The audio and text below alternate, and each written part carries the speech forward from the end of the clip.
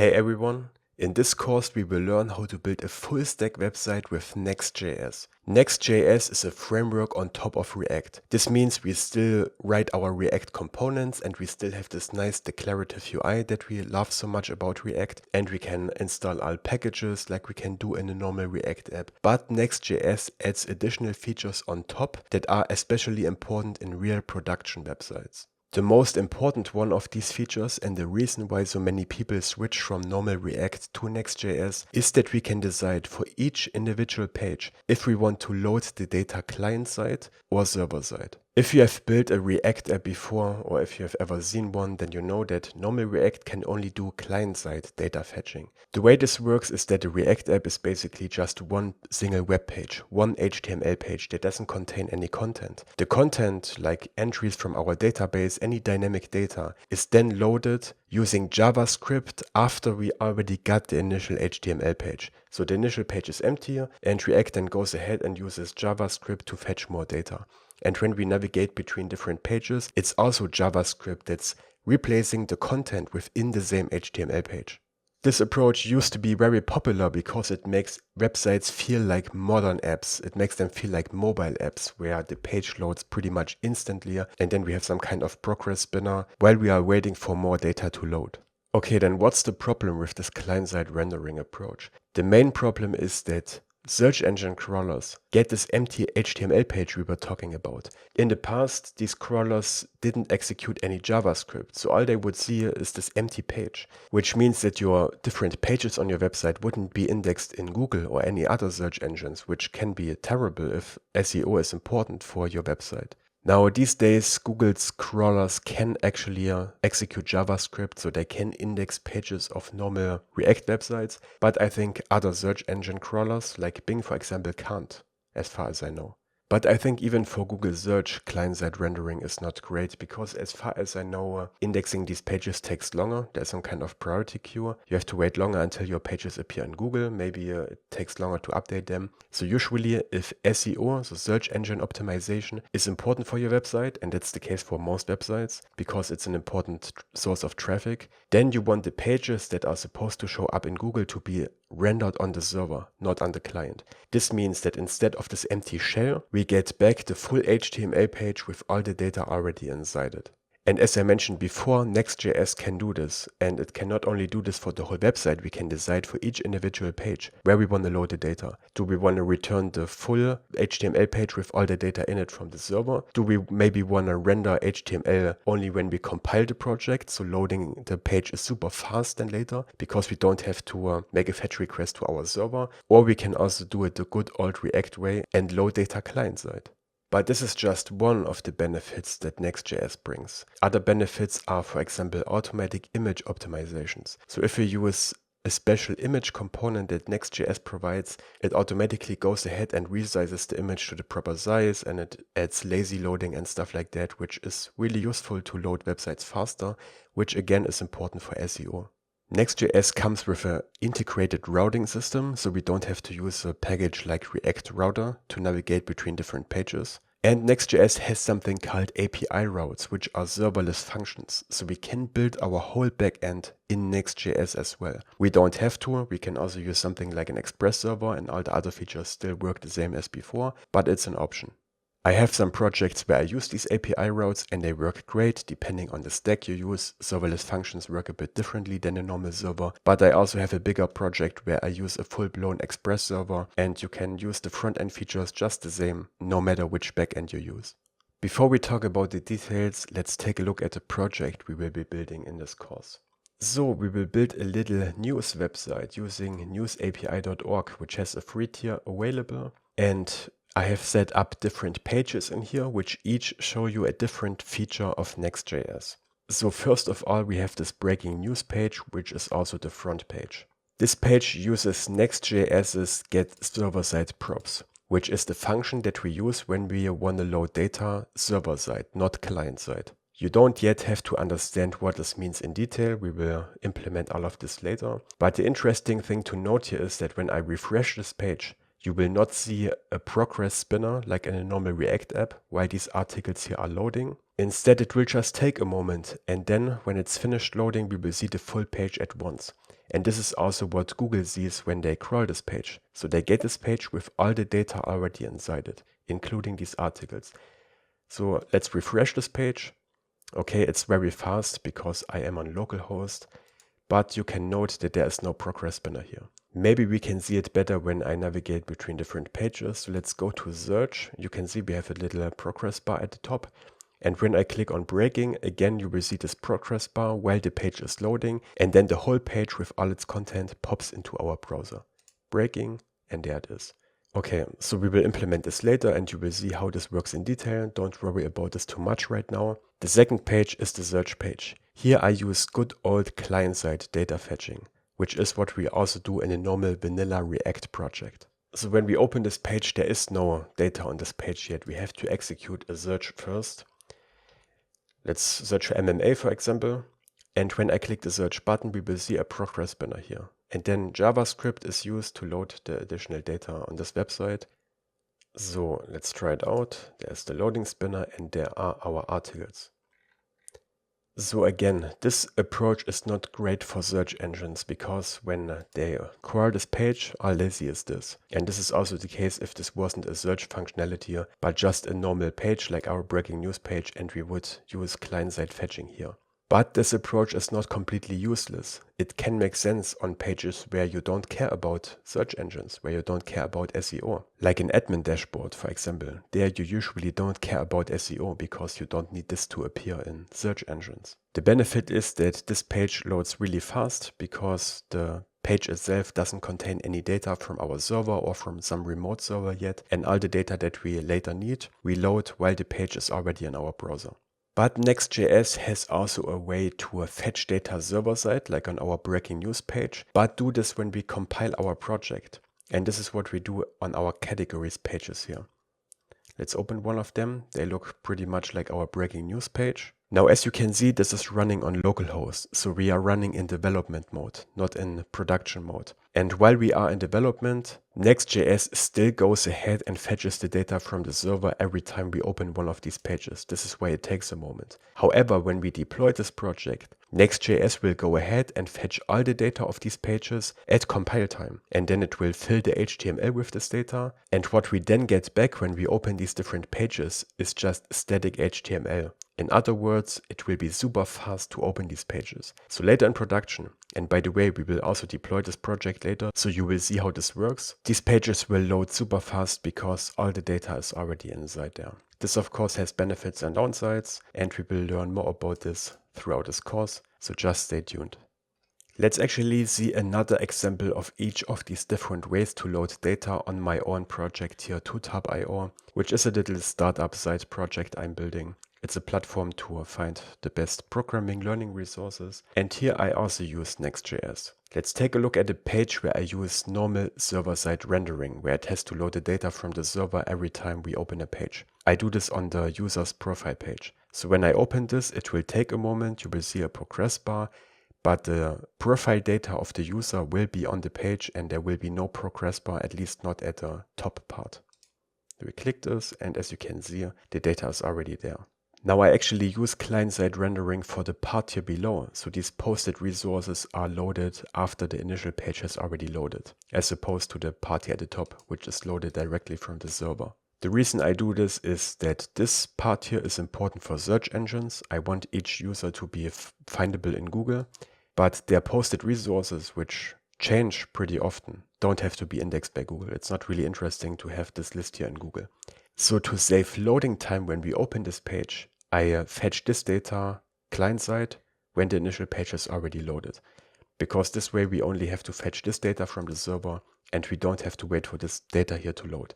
So when I refresh this page, you should see a progress banner here at the bottom for a short moment. It's probably very fast, but maybe we can see it. Yeah, there it was. So there is no progress banner up here, because this is server-side rendered, but at the bottom because this is client-side rendered. So as you can see, we can even use different ways of loading our data within the same page in Next.js, which is really cool. An example for this third approach I was talking about, where all the data is loaded at compile time and we get a ready HTML with all the data inside it back, is the leaderboard. As you can see, it opened really fast because this data here is not loaded when I click leaderboard. It's loaded when we compile the project. Now, of course, we don't want outdated data here, and these points might change after I've compiled the project, and then I don't want to wait until the next compilation to update this, right? And as a middle way we can do to get best of both worlds, we get this compile time rendering, which makes the page very fast, but we can say, okay, every 5 minutes or every 10 seconds, doesn't matter how long you want. When a user opens this page, go ahead and actually update the page. Fetch data from the server again and render a new HTML page. But within this time frame we have set, the same HTML page with the same data is returned to each user, which opens this page really fast when I click it. As you can see, it's there pretty much instantly. And this is not localhost. This website here is in production on a real server. So this is really cool. And one more example where I use this static rendering, where all the data is loaded as compile time, is on the blog. And since I'm the only one writing blog posts right now, I actually only refresh this data when I compile the project. So when I write a new blog post, I compile the project again. And you will see that when I click this button, the loading is very fast. Boom, it's there pretty much instantly. We didn't have to wait for anything. And the same happens when I click a post itself. So when I click on this post, there will be no progress bar and there will be no waiting time. It's there. It's just there with all the data already inside it. Of course, the images are lazy loaded, but the text and all the stuff is there instantly. So this is really the power of Next.js. You can decide for each page how you want to load the data depending on your needs. I'm currently also working on a more advanced Next.js course, which should be finished soon. This one will be paid, but it will contain a ton of cool features, and a lot of these features are important for real production websites. In this course, we will build this blogging website similar to Medium, where users can sign up and can write their own blog posts. And we implement user authentication with username, email, and password, and also with social login providers like Google or GitHub. And we even add features like email verification. So when a user wants to sign up, they first have to request a verification code to their email address, enter it here, and only if it's valid, they can actually create an account. This is the kind of stuff that's important for real production websites. We will implement stuff like a forgot password functionality, with which a user can reset their password. We will implement rate limiting, where you can only make a certain number of requests per minute or per hour to our servers. This way we avoid that someone spams our server or tries a DDoS attack. Users can write blog posts. They can of course edit their own blog posts. So this is an example here. I can edit this one. We have this markdown editor. We can upload an image from our computer. We learned some cool little tricks like generating the slug, so the URL of this post automatically.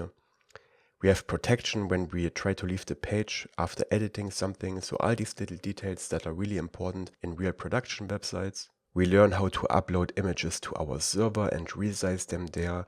We implement user profiles and we will learn how to paginate our data. And also cache the responses. So the first time I click page 2, it will take a moment to load. But the second time I open it, it will be pretty much instant because the server response is cached. When I open a blog post that was written by me, I have the option to edit it. If I open a blog post from someone else, of course I cannot edit it, but I can write a comment. And we also create this comment system ourselves.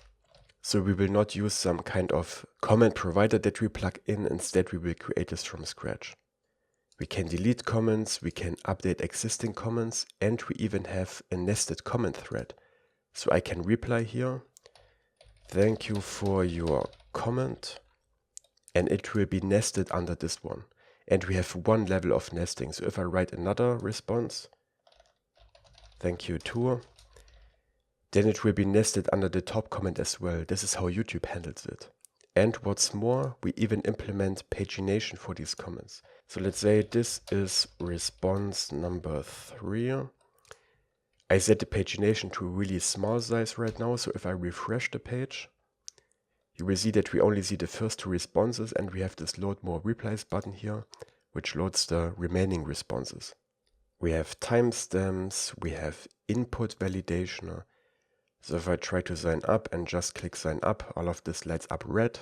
We write all of this with TypeScript and good coding practices. And of course, these pages are also mobile responsive to display them on your phone. Yeah, really cool project.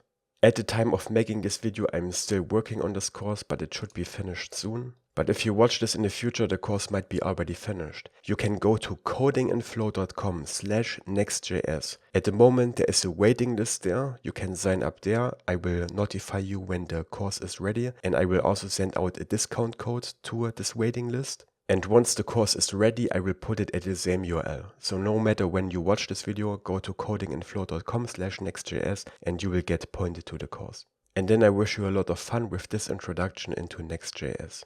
So this crash course here is not suited for complete beginners. It will probably be a bit too overwhelming with all these different ways of rendering data. But you can watch my free MERN course here on YouTube, which is the perfect prerequisite for this course because you learn how to use MERN, how to use React, how this whole concept behind React works, and then learning Next.js afterwards. From this course here is just the perfect combination. So I recommend that you watch the other one first. I will put a link, it should be in this corner here, a link to the MERN course. Go ahead and watch this. I put a lot of effort into it and I think it's great.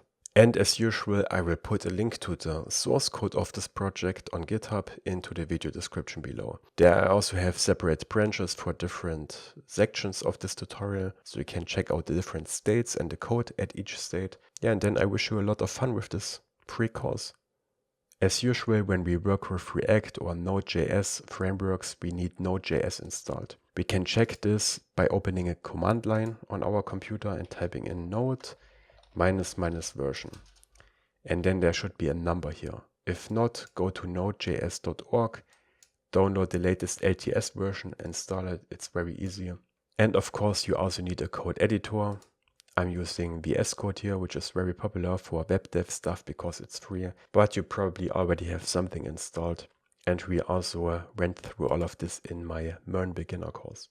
Okay, and then the easiest way to create a new Next.js project is by using this create next app command here, which we can execute with npm's package executor. So we need this command here, npx create next app add latest. So we can copy this, or you can also type it out by hand, and then you want to navigate to the folder on your computer where you want to create this project. I do it inside this VS Code projects folder here. So in here we want to open the command line again, and on Windows you do this by holding Shift down and right clicking and then open PowerShell here, which is the more modern command line. On Linux and Mac I don't know how to do this right now, but it will work similarly. If you don't know already how to do this, just do a quick Google search. Alright, and here we want to execute this npx create next app command. So we insert this and press enter. Then we insert Y to confirm that we want to proceed. What is your project named? I'm going to call this coding in flow minus Next.js minus crash course, like this. You can give it any name you want. Press enter. Would you like to use TypeScript with this project? Yes, I always use TypeScript instead of normal JavaScript because JavaScript doesn't have strong typing, which makes it really difficult to build larger projects with it, and TypeScript is just superior in any way. So we select yes. ESLint as well, which is a little tool that shows us some errors and mistakes in our code that we could otherwise miss. So this is a really, really useful tool. So we select yes here as well, and Next.js will set up all of this for us, which is really cool. Would you like to use the source directory? We can keep the default selection, which is no. This just doesn't add this additional source folder where all our source code is in. It's not necessary, so we keep it at no. Would you like to use the experimental app directory? Now this is a new way of structuring your project that they've added in Next.js 13. However, the app directory is still in beta, and from what I know, it's not production ready yet. It has too many problems, too much stuff doesn't work. In the future, this will become the default, but for now we keep the default selection, which is no. Because as said, you just can't build real production websites with it yet. It's still in beta, it's not ready, and it will still take some time until this is ready. And when it's time, I will probably make a new course. If in the future this is set to yes by default, and you still want to follow this tutorial, then select no, because otherwise the code will not be the same. Okay, so no. What import alias would you like configured? We keep the default, which is this add/*. which is just a nicer way to later import functions and classes from our own files, because we can start with this add, which always points to the root folder.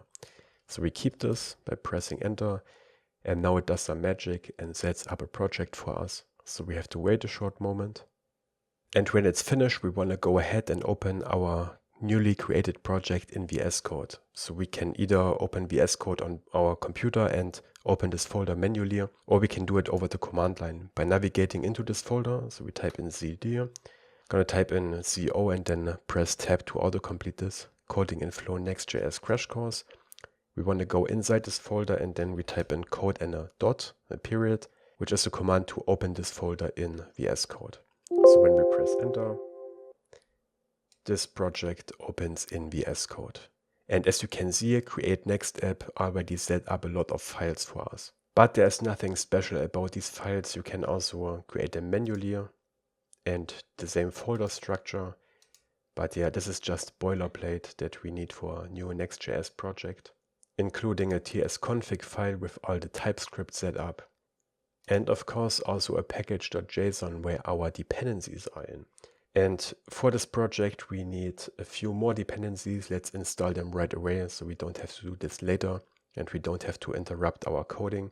So we want to open the terminal, which you can do under View, Terminal, or use the shortcut here.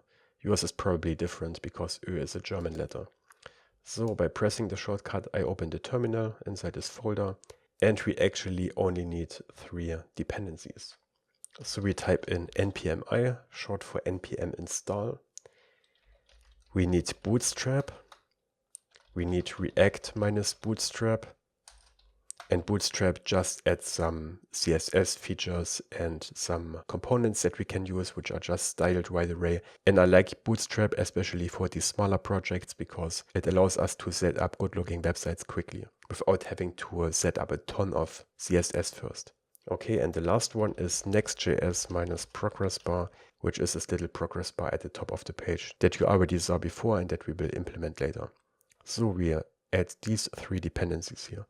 Just make sure that the spelling is correct and then we press enter to install them.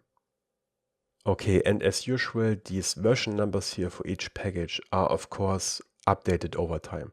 So if you watch this in the future, there might be a different version of Bootstrap that's installed for you. This can be okay, maybe it still works the same, but sometimes these updates break things, because certain features just work differently or are removed completely. So if this happens, what you can do is either read the documentation and read into all these changes and fix them yourself here in this project, or you can also install a specific version of each package.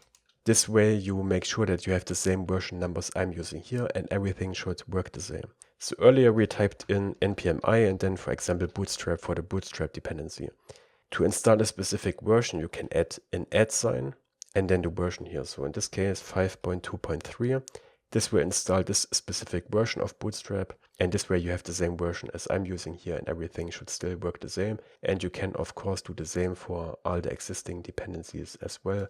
But first I would always try to install the latest dependencies because maybe they still work or maybe the changes you have to do are not so big. Anyway, a new Create Next project already comes with some boilerplate pages set up, so let's take a look at them. And to run a Next.js project in development mode, we don't type in npm start like in a normal React app. Instead we type in npm run dev. So we type this in the command line, press enter, and then it starts this page on localhost 3000. So let's take a look at it. There it is, and yeah, that's just some boilerplate example website that the new Next.js project has set up automatically. So as I mentioned before, Next.js comes with an integrated routing system with which we can navigate between different pages. For this we have this pages folder here, and as the name implies, in here we put the different pages of our app, and the name of the file indicates under which URL we reach them. The home page, so the one we see under the base URL in development, that's localhost, is called index.tsx or index.jsx, and it's directly inside the pages folder here. So this is this front page that you can see right now, the home page. Now let's say we want to create a page under localhost/search.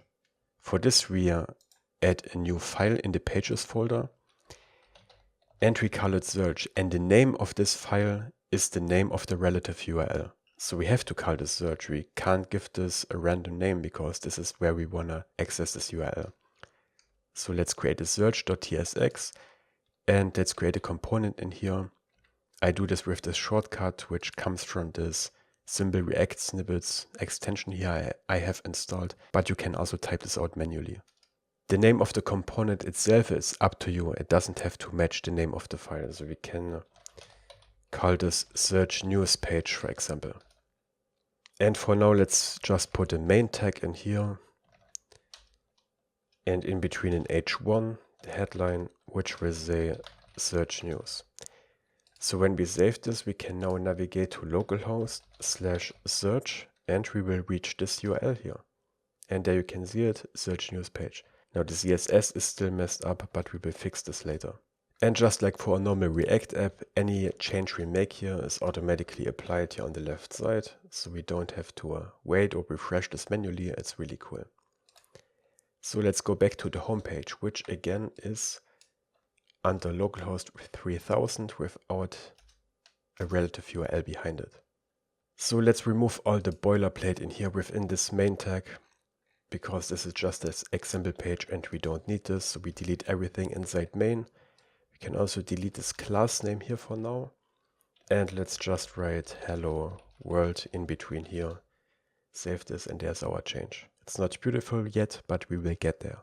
Now this inter class up here is actually a Google font class, and that's a really cool feature that they just recently added to Next.js. You can load these fonts from Google and then load them locally from your own server. So they get downloaded, I think, when you compile the project. And this way these fonts, for one, load much faster because they're coming from your own server rather than from Google's server. And it's also much better for user privacy because there is not this request to Google servers which sends the IP of your user over, and this is always a data privacy concern. But with these local fonts you can avoid this. And as you can see, Inter is applied by default. So Inter is the font that's used here. But not anymore right now because I removed this from the tags. But instead of applying this font only to this homepage, I want to apply it to the whole app. So it is used on every page. And whenever we want to do something through the whole Next.js app, we can do it inside this _app tsx file. We also had such a file in a React app, right? If you watch the MERN beginner course, there was an app tsx file. This is the equivalent. This is where our whole app is rendered basically. And this component represents the single pages. So this will be replaced when we navigate between different pages. And we can put stuff around these pages here that we want to display for each page, like a navbar at the top, for example, or a footer. That's the same on every page. And we can also apply styling here globally. So let's wrap this whole thing into parentheses, this whole return statement here, because then we can put it over multiple lines. Let's add a semicolon everywhere just for completion, because I use semicolons even though they are optional in JavaScript. Then we want to wrap this whole thing into another div, so we can apply some styling here and add more components. And then we want to cut out the inter part here and move it over here, because we want to use this font throughout the whole website and not just on a single page. We have to import this again. This one here, inter next Google font, which should add this import statement. Let's add a semicolon here as well, because we are not savages. And then we apply this font on this outer div here, because again, this wraps every page and all the other pieces of our website later. And we can apply this font by adding a class name, curly braces, and then inter.className. And when we save this, the font here should change. And it did. And again, this is a locally loaded font, which is just better than loading fonts from Google servers. There are also other fonts available. All these Google fonts are already added to this package here, which is really cool. So if we press auto-completion, we have all these different Google fonts here. You can also add fonts that are not coming from Google, but if you want to do this, take a look in the documentation. They explain everything there. Okay, and the next thing we have here is this head tag, which is really cool because this is Next.js's way to add head metadata to each page, which includes the title, which is the name that we can see up here, but also a description which shows up in social media previews later, for example. And here you also add things like images that show up when you, for example, paste the link to your website on Twitter. If you have ever seen a Twitter link, then there's usually this huge image, which you can all set up here, and you can change this for each individual page. Now we will not set up such a social media image here, but in the bigger Next.js course I'm preparing that I mentioned earlier, there we add such a social media image. So if you want to see how this works, again, check out the link in the description below. We can change this metadata for each individual page, which we will do later because different pages have different titles. But for now, we cut out this whole part and paste it here in the app.tsx file as well. We can put it between this div, have to import next/head. And by adding such a head into the app.tsx file, we can define fallback metadata, basically. So if we don't have a head set up on a page, like here right now, for example, then it will fall back to this one. And this is basically the title that we can set globally. So let's set this to Next.js news app. And when we save this, you can see that the title of the page here changes. Let's also change the description by changing the content here. Next.js crash course by coding in Flow. But again, we don't see the description here because this doesn't show in the browser somewhere, but it shows, for example, when we paste a link to this on social media. This favicon tag here points to the favicon file in the public folder, where you put some stuff like images that you want to access directly. You can change this if you want, but we won't do this here. And viewport, you can look this up in Google. This is just some setup for the layout. So right now for the front page, we are using the fallback data from our app.tsx file, like the title, because we have not set up a head here, but we will later add a head to each individual page as well. And we can actually see this head when we open the Chrome developer tools with F12 here on this website. Here's the body with the content of the page, and here's the head tag, which contains the title and the other metadata. And the cool thing is that this next head tag here, which comes from this import statement, next/head, automatically moves the head tag to the correct place. So even though it's within this div, it's automatically put outside of the body. So it will always be at the correct place, even if you nest it inside other HTML tags. And the body tag, by the way, that you can see here, is contained in this underscore document tsx file. Here is the body, here is the head applied, and here's our content, but we don't have to change anything at all in this document file. The only files we care about are our pages and the app file here. Next.js also uses CSS modules by default. In my MERN course, we had to set this up manually because it's not enforced there, but it's enforced in Next.js. And this is good because CSS modules is just easier and a better way to handle CSS. There's only one place where we are allowed to set up global CSS, and that's inside this app.tsx file. As you can see, here is this global.css file. And by the way, this is this add import we set up when we run the CLI command earlier to set up this project. So this points to the root folder. And in this root folder is the styles folder. And in here we have globals.css. This is CSS that's applied to the whole app because it's imported here. But we are not allowed to import global CSS on an individual page. If I put it here and save this, I think this should show an error. Yeah, it does. In these pages, we can only use CSS modules. And again, this is a good thing. On the index page, we have this home module.css, which was all the CSS here only for the front page. We can actually get rid of this whole thing because again, this is just boilerplate. So we remove this. And then we make some changes to the global CSS file. Here we also want to get rid of most of the boilerplate.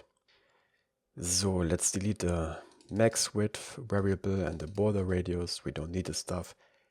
Let's keep this font. We don't use monospace font anywhere, but we can still keep it in here in case you want to add some code text to your project. We can keep these variables here, but remove the glow, the secondary glow, and all this stuff here, including this. So it should look like this now. We keep these color variables here because they are responsible for the text color and the gradient background, which we want to keep. But we also delete this media section here. Because I find that with Bootstrap, I don't really need that many media queries, or often none at all, because Bootstrap already makes the website responsible for viewing them on a mobile phone, for example, which is why I like using Bootstrap. We keep this stuff here, max width, but we remove the overflow hidden. With this attribute Z, we can't make our Bootstrap navbar sticky, so it can't stick to the top of the page. And we also don't need this attribute, so let's just get rid of it. But we add another one. We set the min height to 100 viewport height. This way, the height of the page, of the body here, will always be at least as big as the height of the browser window, basically, which is different depending if we show it on desktop PC or on a mobile phone, for example. And the effect that this has is that it stretches out the gradient, as you can see, to be at least the height of the window. But if the page gets longer, then the gradient gets stretched out as well. Okay, so we keep the body with the color and the background gradient. We keep the link styling and we remove this last media block here. And then we should be done with the global CSS file. And next I want to add some padding here around the content of the page, which right now is only hello world. And I want to do this for every page, so we do this in the app.tsx file. And what we do is around this component here, which again is the content of each page, we surround this with a Bootstrap container. It should add this import statement here. If it didn't, or if the import statement is differently, you might have to change this. Sometimes it imports it like this with /dist, which is wrong and will later fail when we deploy this project. So check the import statement and we put a closing tag below the component. And then I want to apply some CSS to this container because I want to add some padding to the top and the bottom of the content of each page. So what we do is we create a CSS module just for the app.tsx file. So in the styles folder, we right click, create a new file, and we call it app.module.css to create a CSS module. We import it here. So import styles. You can give this variable any name you want. And the path is add/styles/ and the name of the module CSS file, app.module.css. We apply a class name of the CSS module to this container like this. Styles.pageContainer. Oops. Again, the name is up to you. But we haven't created this class yet. We do this now over in the app module CSS file. Create a CSS class, and here we just set a margin. Top and bottom will be 2rem, and left and right will be auto. Auto means that the content of the page will be centered horizontally, but since the text has the full width of the page, we can't see this yet. Now actually, this container here should add some padding to the left and right side of the page. It doesn't right now because we haven't added the Bootstrap CSS yet. We get this import statement we need from the Bootstrap or the React Bootstrap documentation. This is the install command we used earlier. And then we need the CSS import, which is this part here. You can either get it from the page, but it's probably easier for you to just type this out by hand. And the place where we want to add this is the app.tsx file, so the CSS is applied to every page in our website. And we have to import this all the way at the top, because CSS is applied in the order in which we import it. Of course, we want to use our own styles to override what is already inside Bootstrap, so the Bootstrap import statement has to be above our own CSS styles. So now after applying this, you can see that it added a bit of padding here that's coming from this container component. It got rid of the background color, but I think this will change if we just refresh the page with F5. So the basic structure and layout of our website is prepared, and next we want to implement the breaking news page. Okay, so as I already mentioned before, we will use this newsapi.org API, which has a free tier available where we can fetch some news articles from different sources with images and everything. So click on Get API Key, create an account, and then you will get into a backend where they give you an API key. I already have an API key, so I don't go through this process right now. And then we want to go back into our project and create an end file here to put the key in there. So in the root folder of our Next.js project, we create a new file. which we call .env.local, and open it. Env.local is where we put environment variables in a Next.js project, and it's included in the git ignore we got when we set up this project. Somewhere down here should be .env, oh, I'm blind here, .env*.local. Asterisk is there because we can call it env.development.local and whatever. But this env.local file will not be pushed to GitHub by default, which is important because this is where we put stuff like API keys, for example, that we don't want to have in the repository because they should not be publicly visible. When we later deploy this project, then we will have to set up a env.local file on our deployment server as well, where again we put all the API keys and everything. For this project, we only have one entry in here. That's the news_API_key. And here you paste the API key that you got from newsapi.org. Now I show you my API key here because I will invalidate this one later, so it won't work anymore, but you should keep your API key secret. This is not something you want to show to other people. Alright, we can close this file and then take a look into the documentation of the News API. Because here we can see the different endpoints that we have available and how the response looks. So we will use this everything endpoint here for our breaking news page, because this is basically breaking news. And here we can see the data that we get back. We get this JSON object with a status and the articles. And yeah, now we have to rebuild the structure in our project in form of an interface so we can retrieve it there and then work with this data. So let's go back into our project and create a new folder. We create this folder at the root, so it's a sibling of the pages folder and all the other ones. We call this models.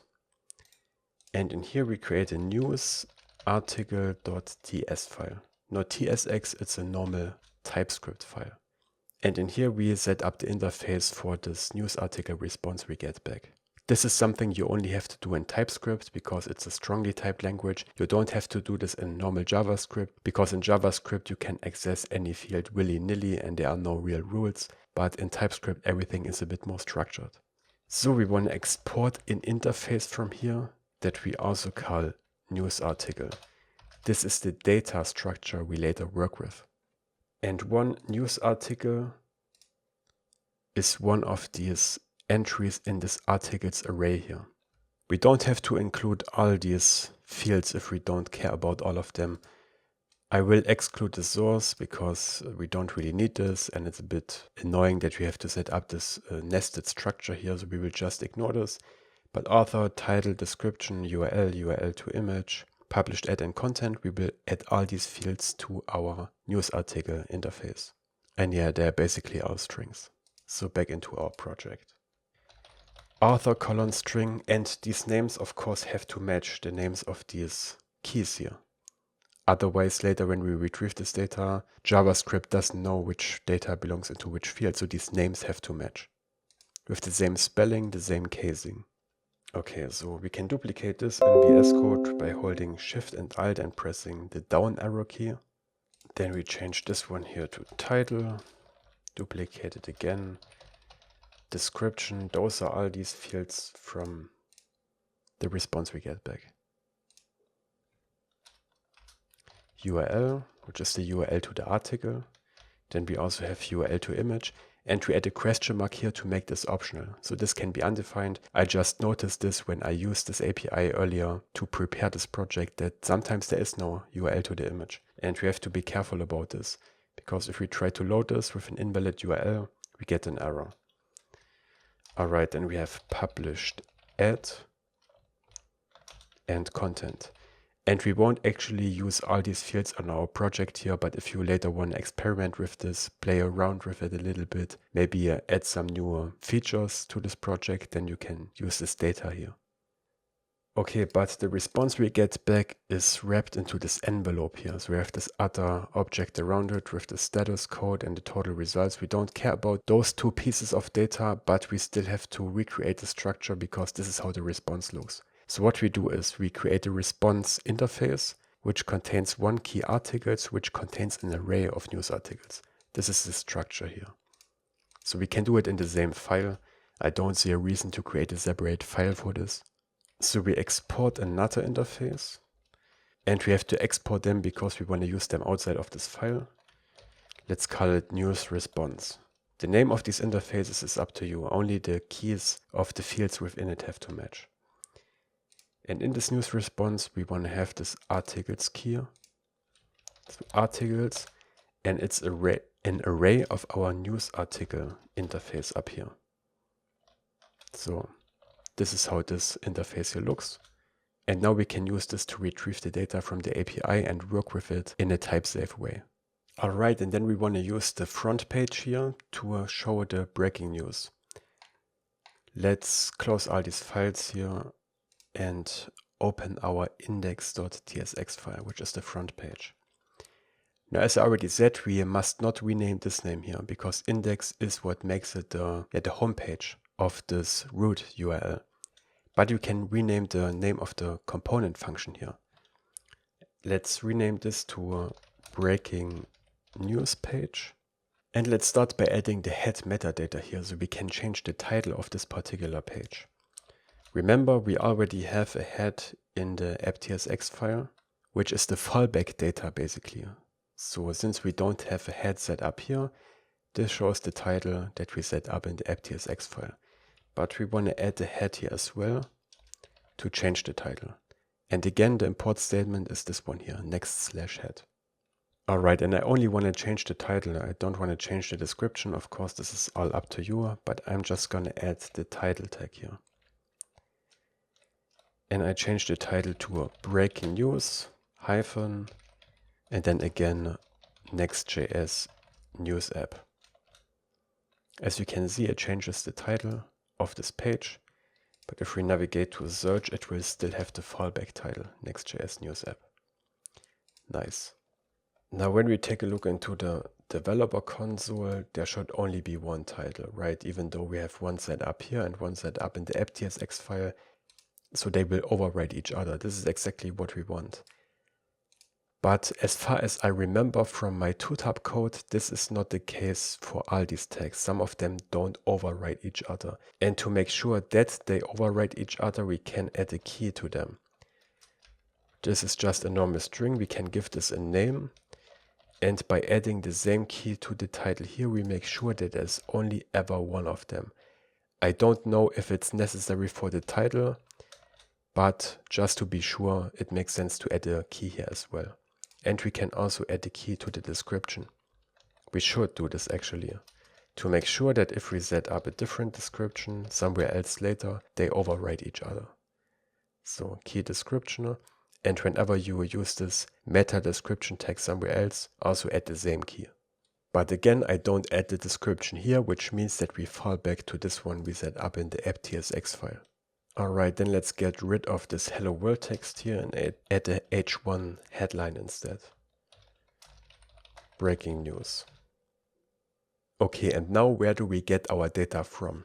In a normal React app, we would now set up state for the news articles and for the loading state and the possible error state. And then we would do a fetch request and use effect to fetch the data from the news API, right? This is what we have done in my MERN beginner course where we use normal React. But here we want to use Next.js's server-side rendering feature to load the data from the server. Now again, how you load the data on each page is up to you, depending on what this page is for and what it needs. But on this example page, the breaking news, we want to see how server-side rendering works. Again, the benefits of server-side rendering are mainly related to SEO, so you want to use this on pages that you want to have indexed in Google and other search engines. There you don't want to use fetch for client-side rendering, you usually want to load the data from the server already, so that search engine crawlers can find it. So, and the way this works in Next.js is that we can go above our component here, and inside a page, like this one here, in this pages folder, we can export another function. And we store this function in a variable like this. This is just different kind of syntax. You could also export a function, but I like the syntax more with the const. And the name of this function is getServerSideProps. And here it's important that you get the spelling and the name exactly right, because this is the function that Next.js provides to load data from the server whenever we open this page. Alright, and I used this syntax here without the function keyword because now we can define the type here after a colon, which makes it more convenient to use. This one here, getServerSideProps, and we can add a type definition to this as well, which defines the kind of data we have to return from this getServerSideProps function. And that's the data that our breaking news page expects to show it on the screen. So those are the news articles we get from the API. And because we are using TypeScript, we have to set up another interface for this type definition, so that we have a type that we can pass to the component. So we call it breaking news page props. This is the data that our breaking news page needs. And this is just our array of news articles. So let's call it news articles, and the type is news article from our own models folder here that we created earlier, and it's an array. So we add a pair of square brackets. Then we use this down here as the type of the props, so curly braces, then this breaking news page props, and then in here we can use autocomplete to get this news articles variable. And we use the same type here as the type of getServerSideProps, because this is what this function has to return. Then let's make this a bit bigger so we can see the whole code. Then we write equals and we assign an async function like this with a right arrow, because this is an arrow function. And because we set the type here, this now complains until we actually return the props we need here. Alright, and in here we can just fetch data from the news API, but this will be executed not client-side but server-side before we actually get the page back. So let's create a const response, and this is what we would normally do in a use effect within our component, but now we do it inside getServerSideProps. Equals await fetch, and then we want to fetch from the news API. So let's take a look into the documentation again. The URL. It's actually not the everything endpoint we want to use for the breaking news, it's the top headlines one, this one. But the response is the same. And we will use the everything endpoint for a different page in our project later. So we want to copy this URL here. Copy this, go back into our project, paste it in the fetch function. And this stuff here is already correct, but the API key is just a placeholder. Here we want to use our real API key. So after the string we write plus, and the API key is stored in our env file, and we can access it with process.env. and the name we gave this variable earlier. News API key is spelled like this. And now you might be thinking, wait, but we are exposing the API key here, aren't we? Isn't this insecure because someone could see our API key in the source code? And this is where Next.js really gets interesting, because getServerSideProps is only executed on the server. This means that this code here does not run on the client, and nothing in here is exposed to the client. So no one can see this API key. This is hidden from the users. And even if we would try to use this API key here, down here in the client-side code, we would actually not see any value here. It would be empty, because there's another security mechanism that makes sure that we don't accidentally expose these API keys. Whenever we want to use such an environment variable on the client, we have to prepend it with next_public_. Now it allows us to show this on the front end, on the client, and use it down here. But as long as our environment variable doesn't start with next public, we can't use it on the front end. And again, this is just some kind of security mechanism that we don't accidentally expose these API keys. And again, using our API key here inside getServerSideProps is safe, because this is not executed in the browser. And by the way, normal React has a similar security mechanism. There we have to prepend these public environment variables with React_app. Instead of next_public, just as an interesting side note. Alright, and from this fetch request here, we get back a JSON body from the news API, which contains our news response. So what we do is we create another variable, which we call news response. We set the type explicitly to a news response from our models folder. By setting this type explicitly, it's just a bit easier to work with this value. And then we assign this to await response.json, which is how we get the JSON body out of this fetch response. And the await here is important because this is an asynchronous function. Alright, and then we just have to get our news articles out of this news response and return it so our page can use it. So let's do this below. We add a return statement and we want to return an object. This object contains a props field. This is just the syntax you have to use in getServerSideProps. So you always return this object with this props property. And in here we put another object that contains the data that we need in our component down here. So we have to add this key here, news articles, which is also the type that we set up here through this interface. Colon, and the value is our news response.articles. And that's how server-side data fetching works in Next.js, at least this one here. We will see different ways we can handle this later. This is now fetched when we open this page, but it's fetched server-side, and then it's passed to our page component down here. To see that this works, let's just stringify the response and show it in the UI to see that we actually get something back. So let's use json.stringify and paste the news articles here and save this, which should make a fetch request and show the data. Well, let's refresh this page and there it is. This is the unformatted data we get from the news API, but again, there is no use effect, there is no progress bar. This is rendered server-side when we open this page, and then we get the HTML of this page back with all the data already inside it. It takes a moment to load as compared to a client-side loading, but this is now rendered server-side. It's better for SEO and all this stuff, and we will see a different way of loading data from the server later where we fetch this already at compile time and not when we load the page. Okay, we will take care of error handling later in case something goes wrong with this fetch request. But for now, let's put these news articles into nice cards so it looks good. So we open our sidebar here again and we add another root folder. So we click down here, right click, new folder, and we call it components. So those are components that are not full pages. And as I explained before, these functions here, getServerSideProps and the other server-side rendering functions we will use later, they only work inside pages. You cannot use them inside normal components. Alright, so let's right click on components, create a new file, and we call it news article entry.tsx. Let's copy the name so we can use it in here as well.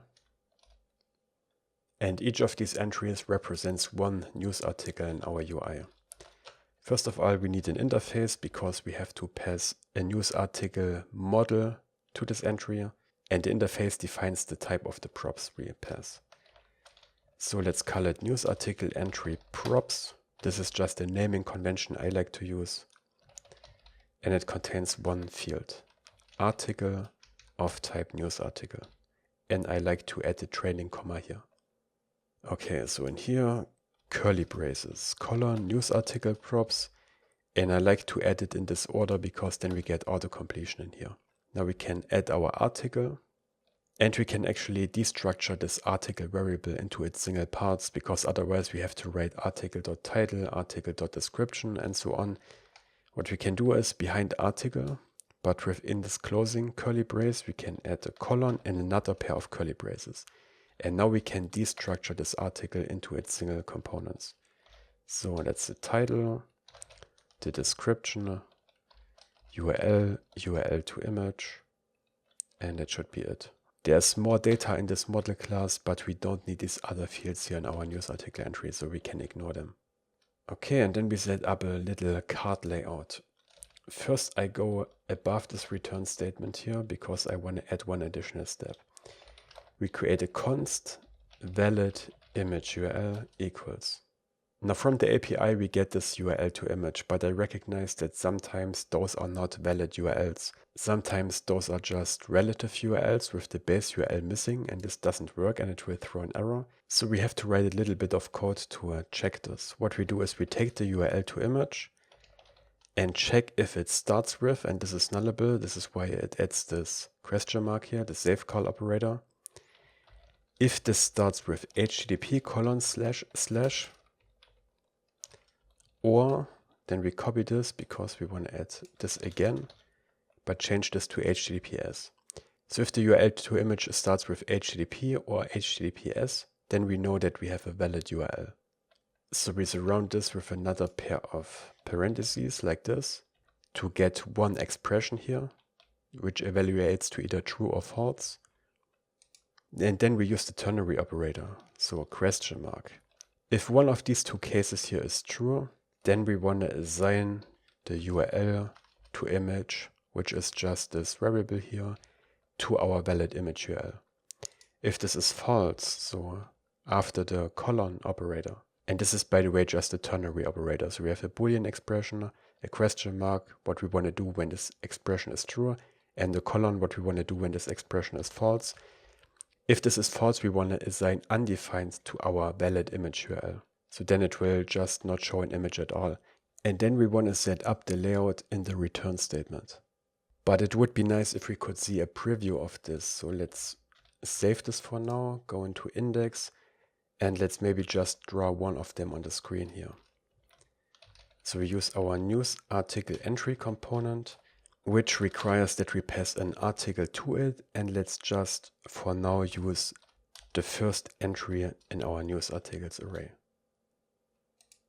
We don't see anything yet because this doesn't contain any layout yet, but when I write test, yeah, we should see it. And now we can create this entry layout.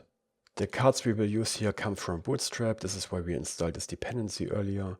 You can go to this Bootstrap URL to see all the different components available. We also use this in my Mern beginner course. I just like Bootstrap because it makes it easy to set up a good looking layout without having to do so much wiring.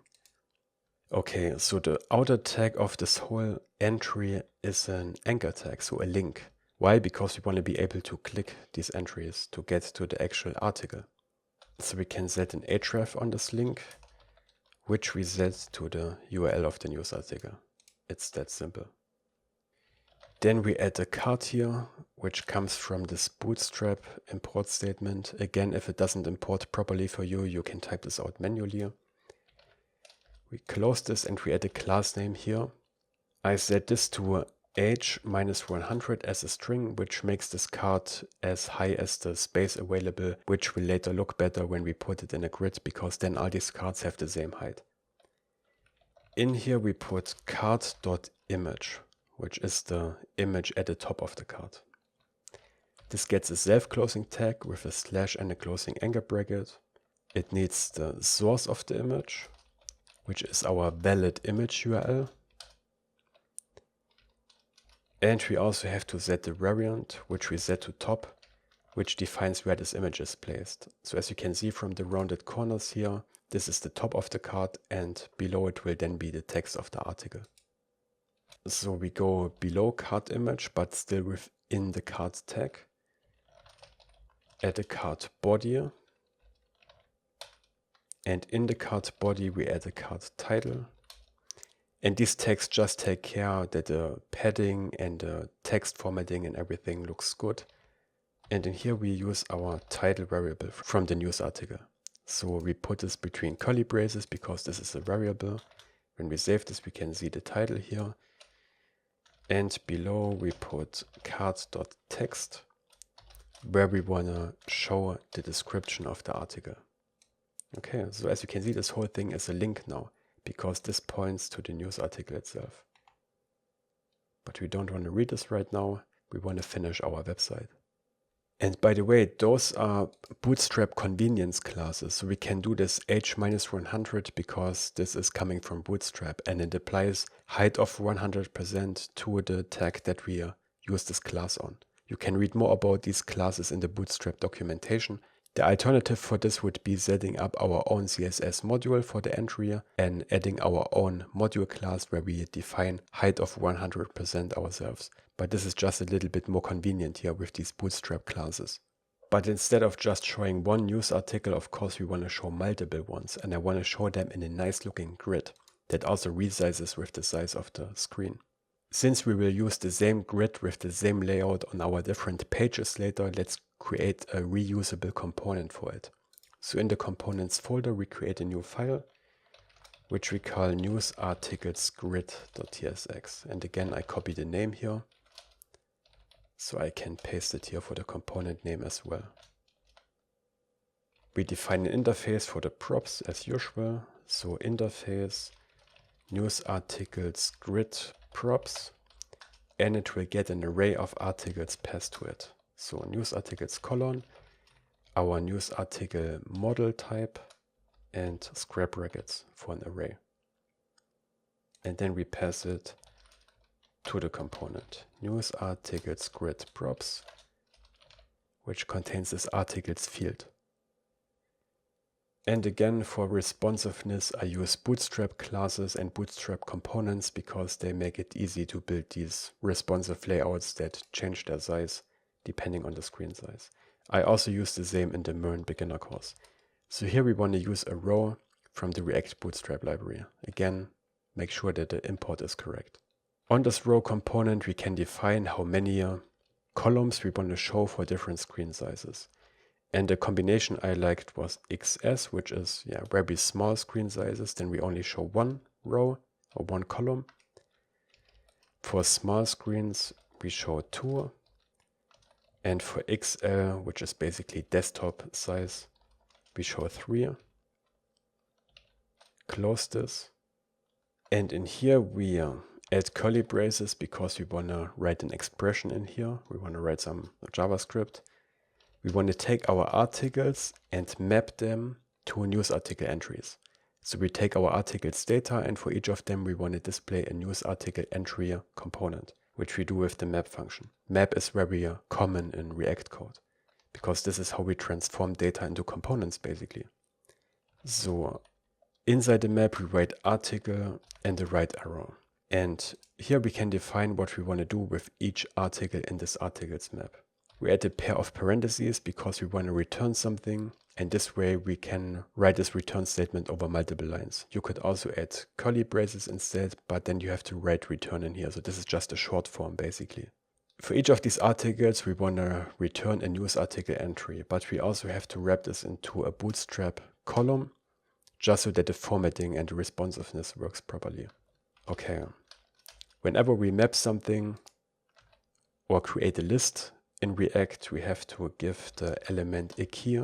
This way React knows how to re-render them properly. So this is a unique identifier for each of these entries here. And ideally, every news article we get from the API would have an ID that we can use to identify it.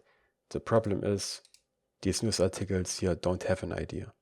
So the next best thing we can use is the URL, because this is unique to a news article, right?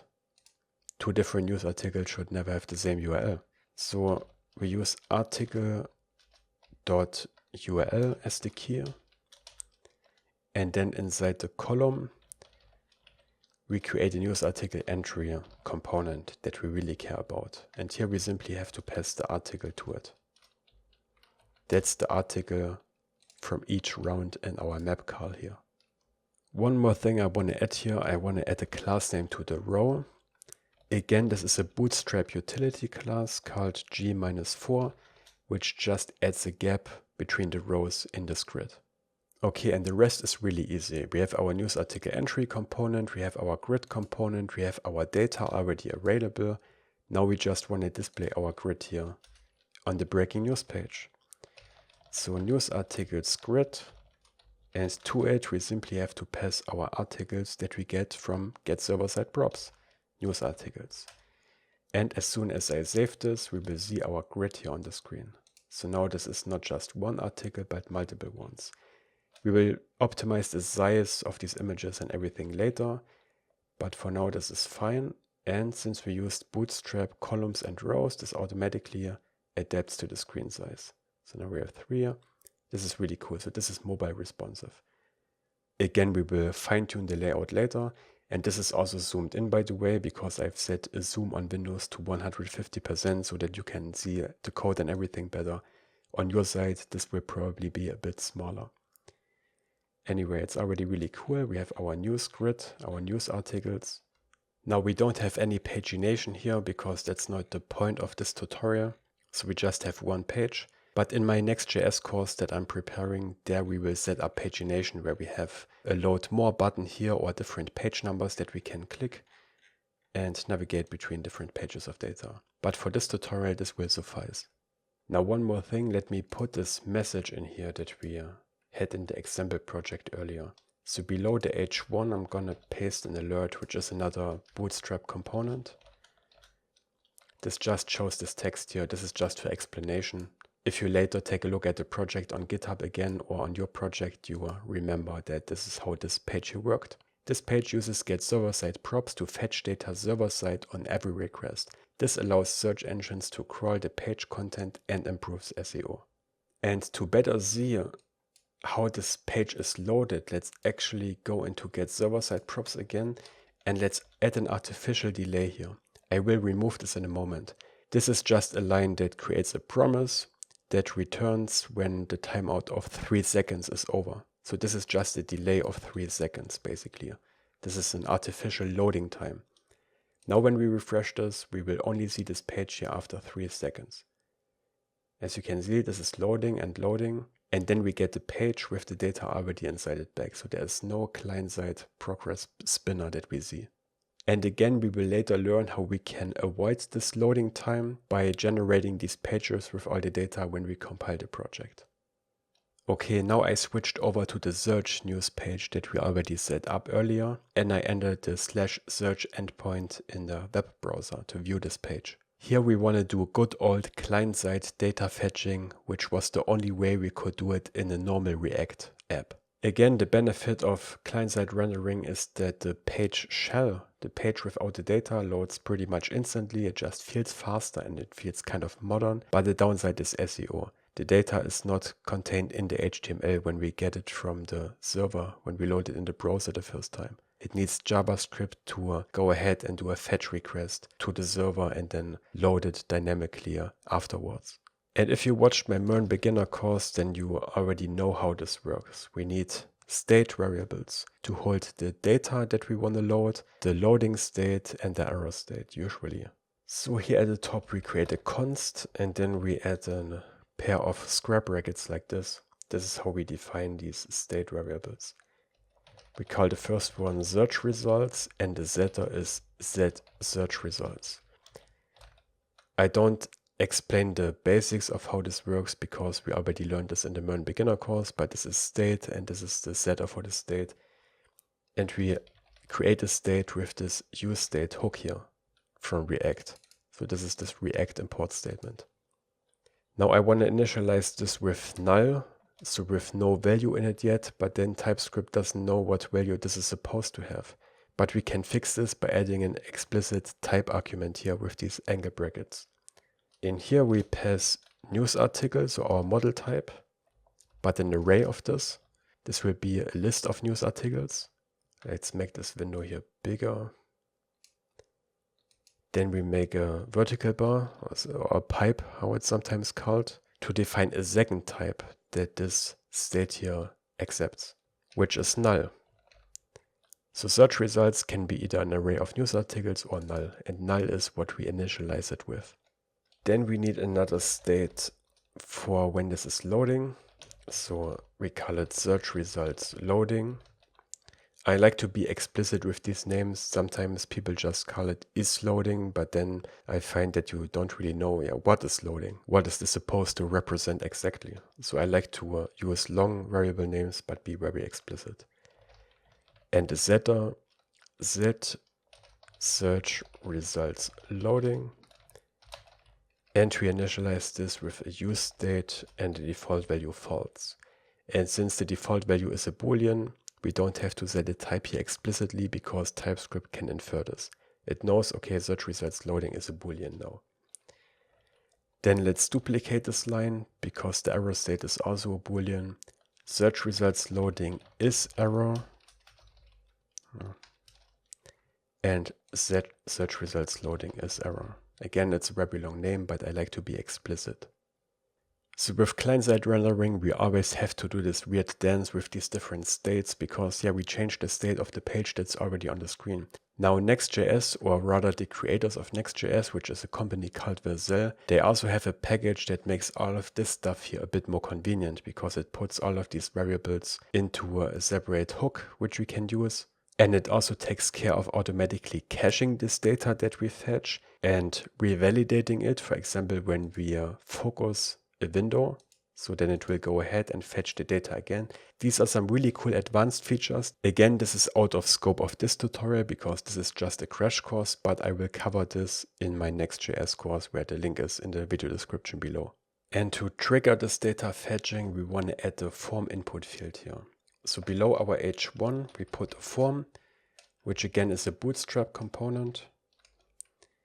And in this form, we put an input field with form.group. Close this as well. And here we put a label, form.label, which is this little text above the input form. You will see this in a moment. And then here we write the text search query. There's the label. And the input field itself, we can add with form.control, which gets a self-closing tag. It needs a name, because this way we can later get the data out of this input field. You can give it any name you want. I'm going to call it search query like this. When we save this, we can see our input field, and we can also add a placeholder, which is some text that appears in here until we type something in. And set this to e.g. Politics, sports, dot, just so that users know what kind of search terms they can type in here. And below the form group, we want to add the submit button, with which you can execute the search. So we use a React Bootstrap button. The text will say search, there it is. The button gets type submit. I explained this in my Learn Beginner course, but this submit type connects this button to this form where the button is in. So this way the browser knows that this button is supposed to submit this form when we click it. And what we do when we submit it is something we set up in a moment. Let's add some margin to the input field, some margin bottom for the button, which we do with the MB3 utility class, which adds this little margin here at the bottom. And we also add a control ID property, and we set this to search minus input. You can give this any name you want.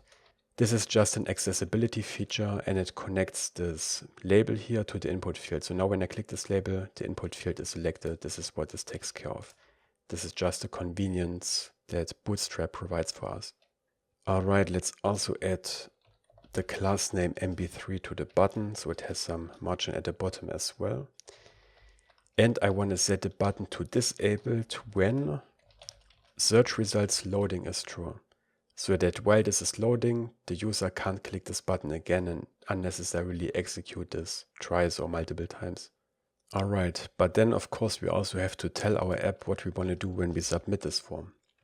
For this we create an async function up here that handles the form submission. So we call this handle submit. Then in this form component here, we pass the onSubmitProp and pass our handle submit function.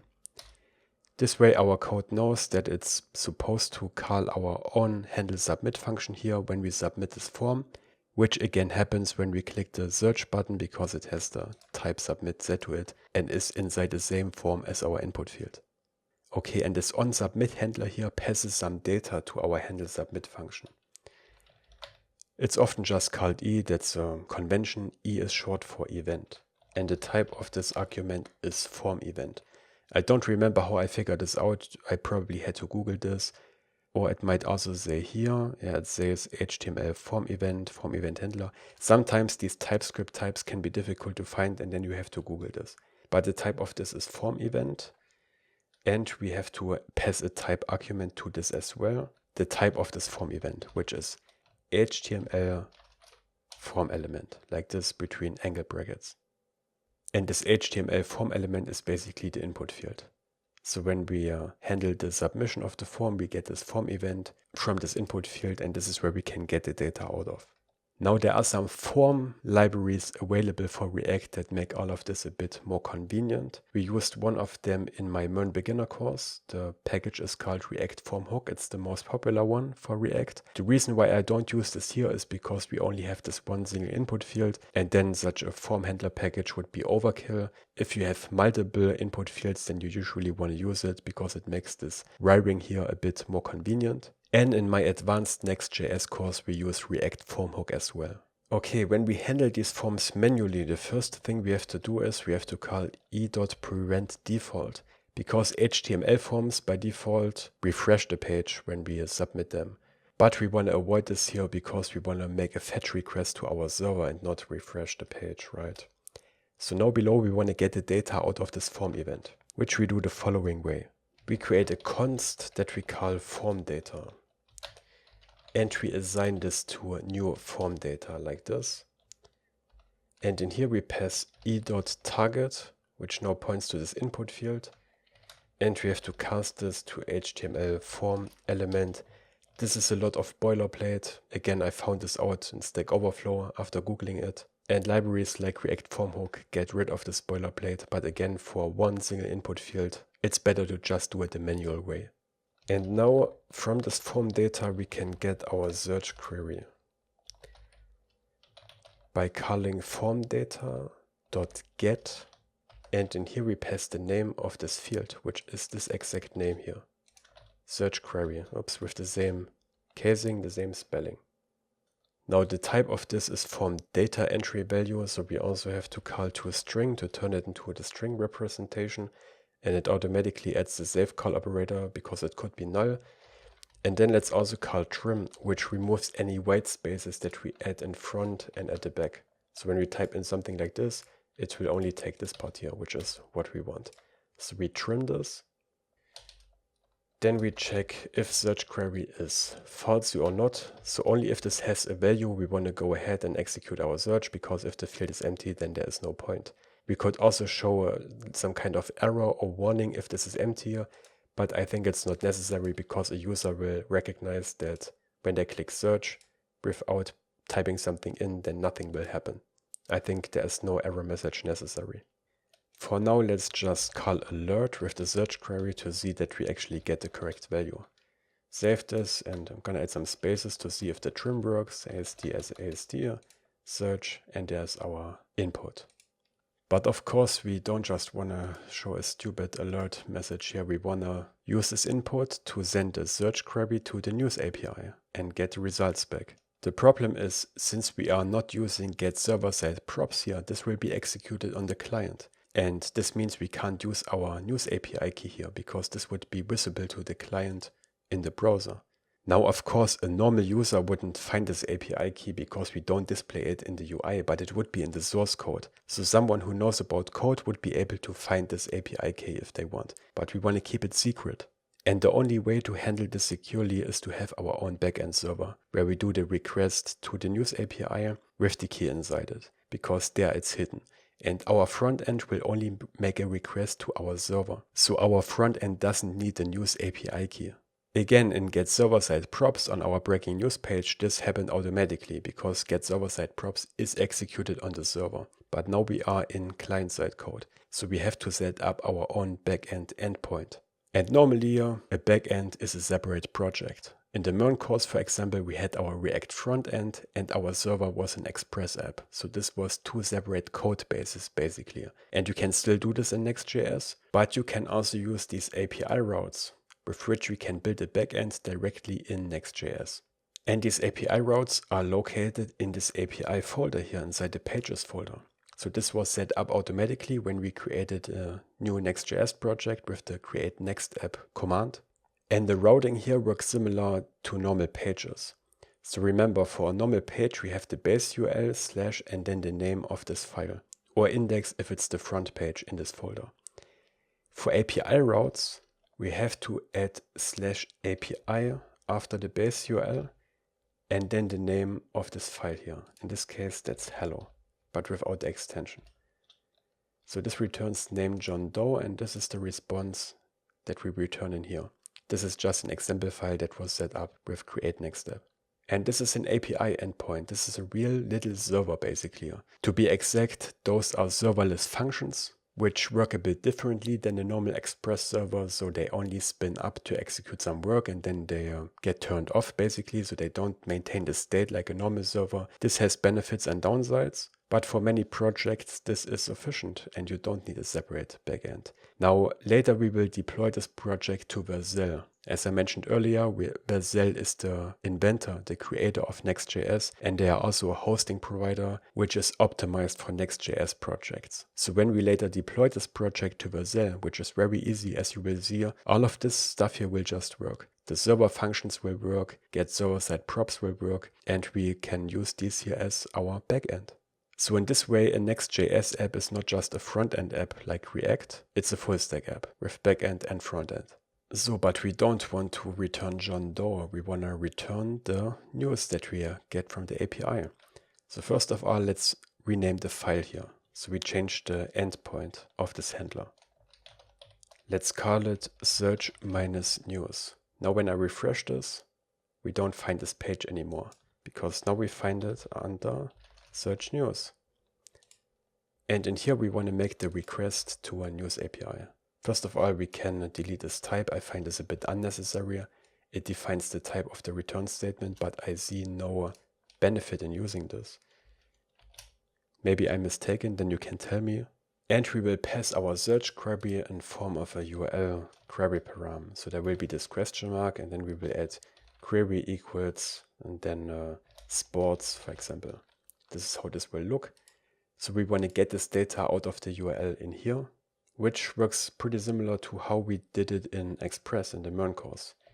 We create a const search query, and we get the URL query params from rec, which is this request object, dot query, and then the name of the query variable, which is up to us. I'm going to set this to just q, short for query again. But the type of this is this weird mix between string array, and undefined. So I just want to call to a string to it, because this is what I expect here, a single string that contains the search query. Alright, if the query is empty for some reason, and in the front end we normally avoid this, because we can't send the search query without typing something in. But again, we still need validation on the back end, because we can never trust the front end. Someone could call our API endpoint directly here without sending a query over, for example. So we have to check this here as well. So if exclamation mark query, so if the query is undefined, if it's missing, if the client didn't send a query over, then we want to return an error status code, which again works similar to Express. Rest.status, we set this to 400, and we return a JSON. In this JSON we add a body in form of curly braces, and in here we will pass a key error with the error message. Please provide a search query. If someone tries to call our endpoint without a search query parameter, they will see this JSON body as the response. Okay, if we have a search query, we want to make the request to a news API, the same as we did it in getServerSideProps earlier. So const response equals await fetch. And let's take a look into the documentation again. This time I want to use this everything endpoint here, because here we can insert a search query, as you can see here. So let's copy this whole thing. And actually I don't want to use normal quotation marks here, I want to use two backticks, because this way we can define a string, but we can put variables in here. Because of course we don't want to hardcode Bitcoin. Instead we want to insert the search query here to search for this. And again we get the API key from our environment variables. Process.env.news API key. And this is safe here to use because we are on the back end, and this will not be exposed to the outside, to the client. And the await complaints, because we have to make this an async function. So export default async function handler. Then we want to get the news response out of the response body. So const news response of type news response. response from our models folder equals await response.json. We have done this before. And then we want to return the news articles in the JSON body. So we remove this whole part here, this whole object with the curly braces.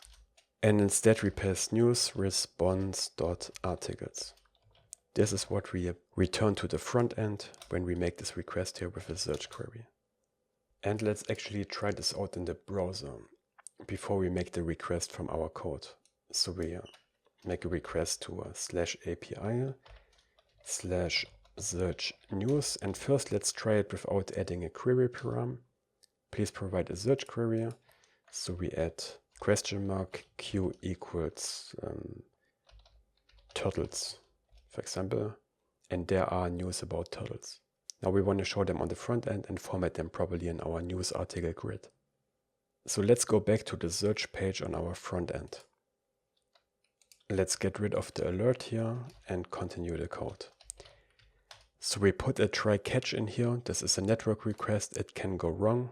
And if it throws an error, we want to log this error. And we want to set search results loading is error to true so that we can show an error message in the UI. Something went wrong. We haven't handled errors in getServerSideProps yet because they have to be treated a bit differently. We will learn how to do this later. On the front end, we handle errors like this. In the try block, we set search results back to null, which means that when we execute a new search, the previous ones will be removed. We set the error state to false as well, because if there was an error and we load a newer search, then we want to hide the error message. But we want to show the loading indicator, so we set search results loading to true. Then we want to make the request, but this request will go to our own backend and not directly to News API for the reasons I explained earlier.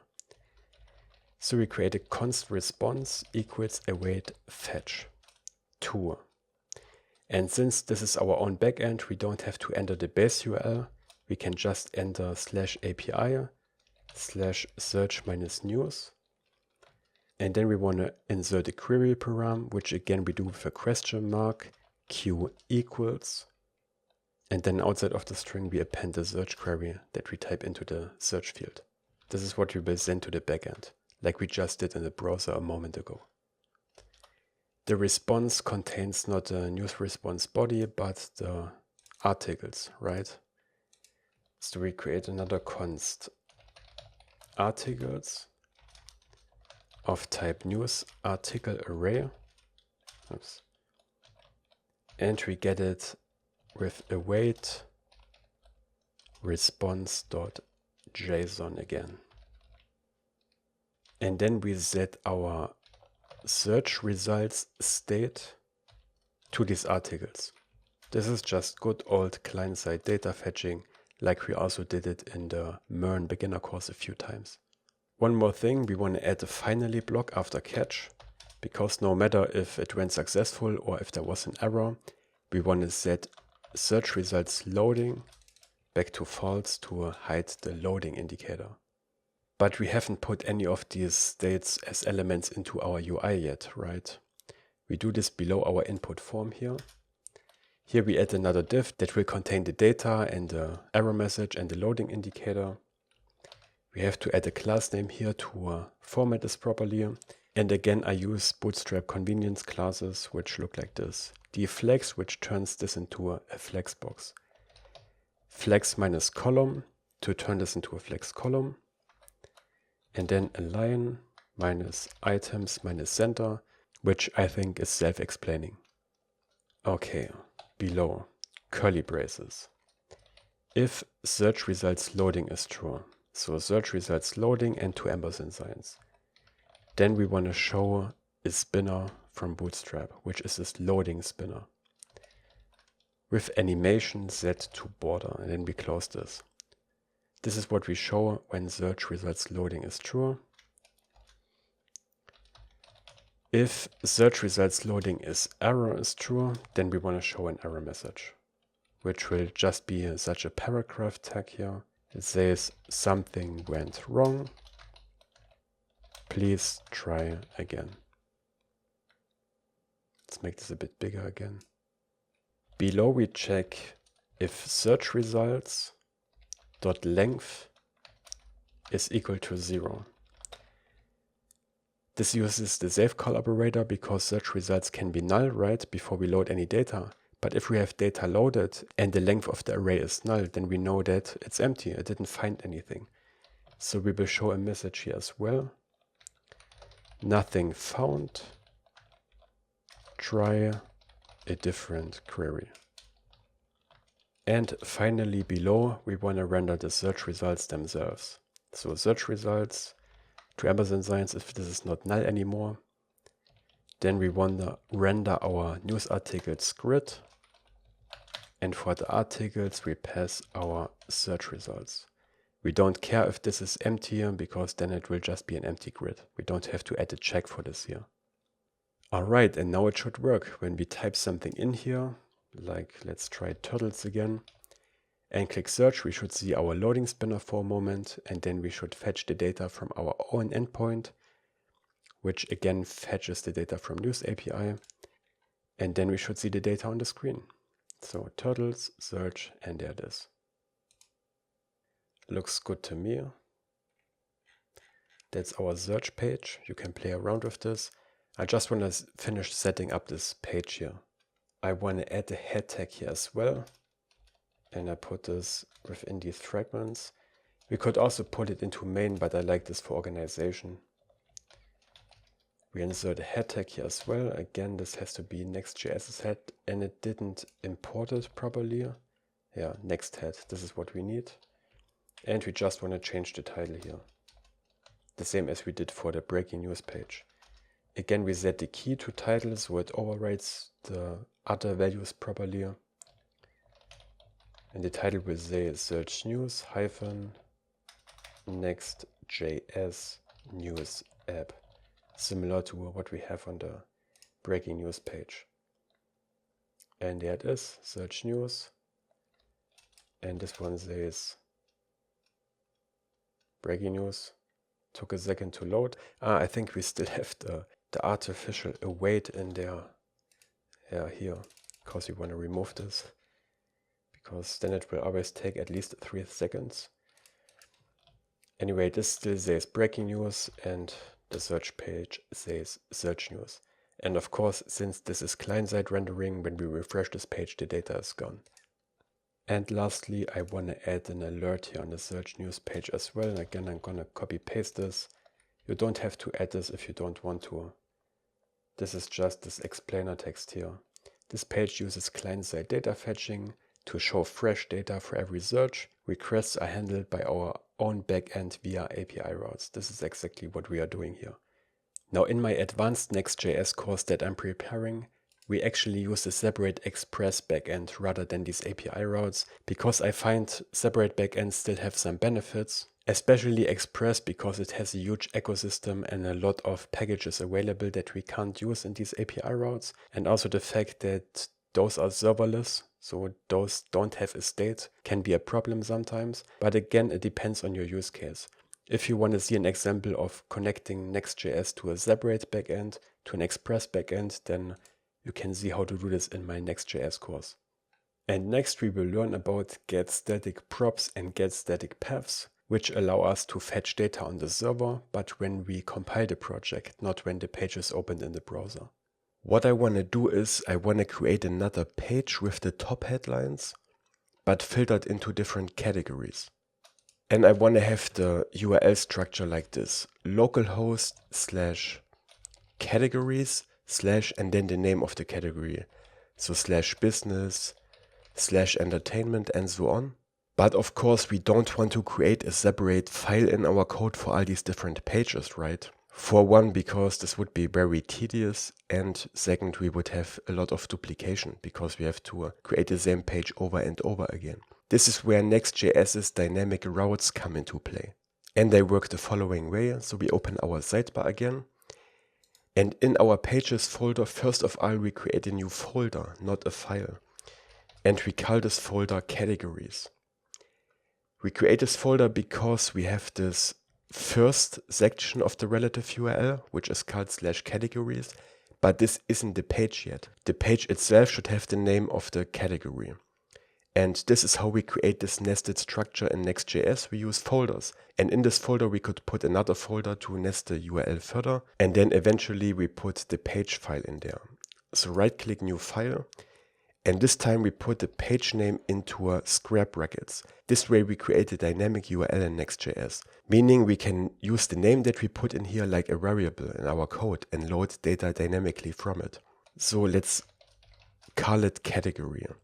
But we still have to add the file extension .tsx. Now if we just call this category.tsx without the square brackets, then we would reach this page under /categories/category. But this is not what we want. We want to be able to reach categories/business/entertainment and so on, and load the data dynamically depending on what exactly we typed into the URL bar. So first of all, let's create a component function itself. Let's call it category news page. And for now, let's just put an empty fragment in here like this. So the code compiles. And this function takes some arguments. So we create an interface, category news page props. And the same as the other pages, it needs some news articles to display. So news articles colon. And it's an array of our news articles. And we want to pass this prop to the page. The same as on the breaking news page, we want to load this data from the server. But this time, as I explained, we don't want to load it when we open the page, we want to load it at compile time. So all the data will be fetched at compile time. Next.js will then create static HTML pages, and when we actually open the page in production, it will be very fast because we don't have to fetch the data from the news API. It's already in our page. So this time, instead of getServerSideProps, we export another function. Export const. This one is called getStaticProps. Again, the name has to be exact. And the type of this is getStaticProps as well, with an uppercase G. And the return type here is of course our category news page props. It's an async arrow function. So we declare it like this. And in here we want to make a fetch request to the top headlines endpoint, but this time we want to put a category in there. So let's copy this part here again. Create a const response equals fetch. We add a string in here in backticks. We can already replace this part here for the API key. So process.env.news_API_key. And then we want to add another URL parameter for the category. So let's put it here after the ampersand sign. Category equals, and here we want to put another variable. And then we have to add another ampersand sign because the API key is another URL argument. And into this variable placeholder, we want to put the name of the category that we type into the URL, right? So if we type in /categories/business, then this should be business. So the question is, how do we get the name of this variable out of the URL? And this is what we created this placeholder here for. The name of this variable is called category. getStaticProps gets passed an argument that's called context. So when we hover over this, we can see that the type is getStaticProps context. And this context object contains different values, for example, what we typed into this variable placeholder in the URL. So instead of passing the context itself, let's destructure it with curly braces. And when we press Ctrl space to get auto-completion, we can see the values in there. Local, preview, and so on. What we care about is params, because there is our URL value in. And we can get it out of there like this. Let's create a const category equals params dot, and then the name of the variable placeholder in our path here, category. You just have to make sure that you spell it the same way. So this is of type string, string array, or undefined, the same as our URL params on the server earlier, if you remember. So we want to turn this into a string with the toString function. And this also complains because category could be undefined, so we add another safeCall operator here. However, in reality, this should never be undefined because we define this variable here, and without typing it into the URL bar, we wouldn't even reach this endpoint, right? So category will be defined when we actually open this page. Okay, and then we just want to put the category here into the URL. And then the rest looks like on our get breaking news page here. We want to get the news response out of the JSON body and return it as props. So we can actually copy this part and just paste it here below. But we have to import news response from our models folder. And this complains because I forgot the await here. This is always important. Otherwise the value you get back is just a promise. Okay, and then let's see if we actually fetch this data properly. So in this fragment down here we put a main tag. And in here for now we just put our news articles grid and pass the articles that we get from getStaticProps to it. News articles, and we close this and we save this. And then let's try opening /categories/health. When we open this we get an error, which says getStaticPaths is required for dynamic SSG pages and is missing for this URL endpoint.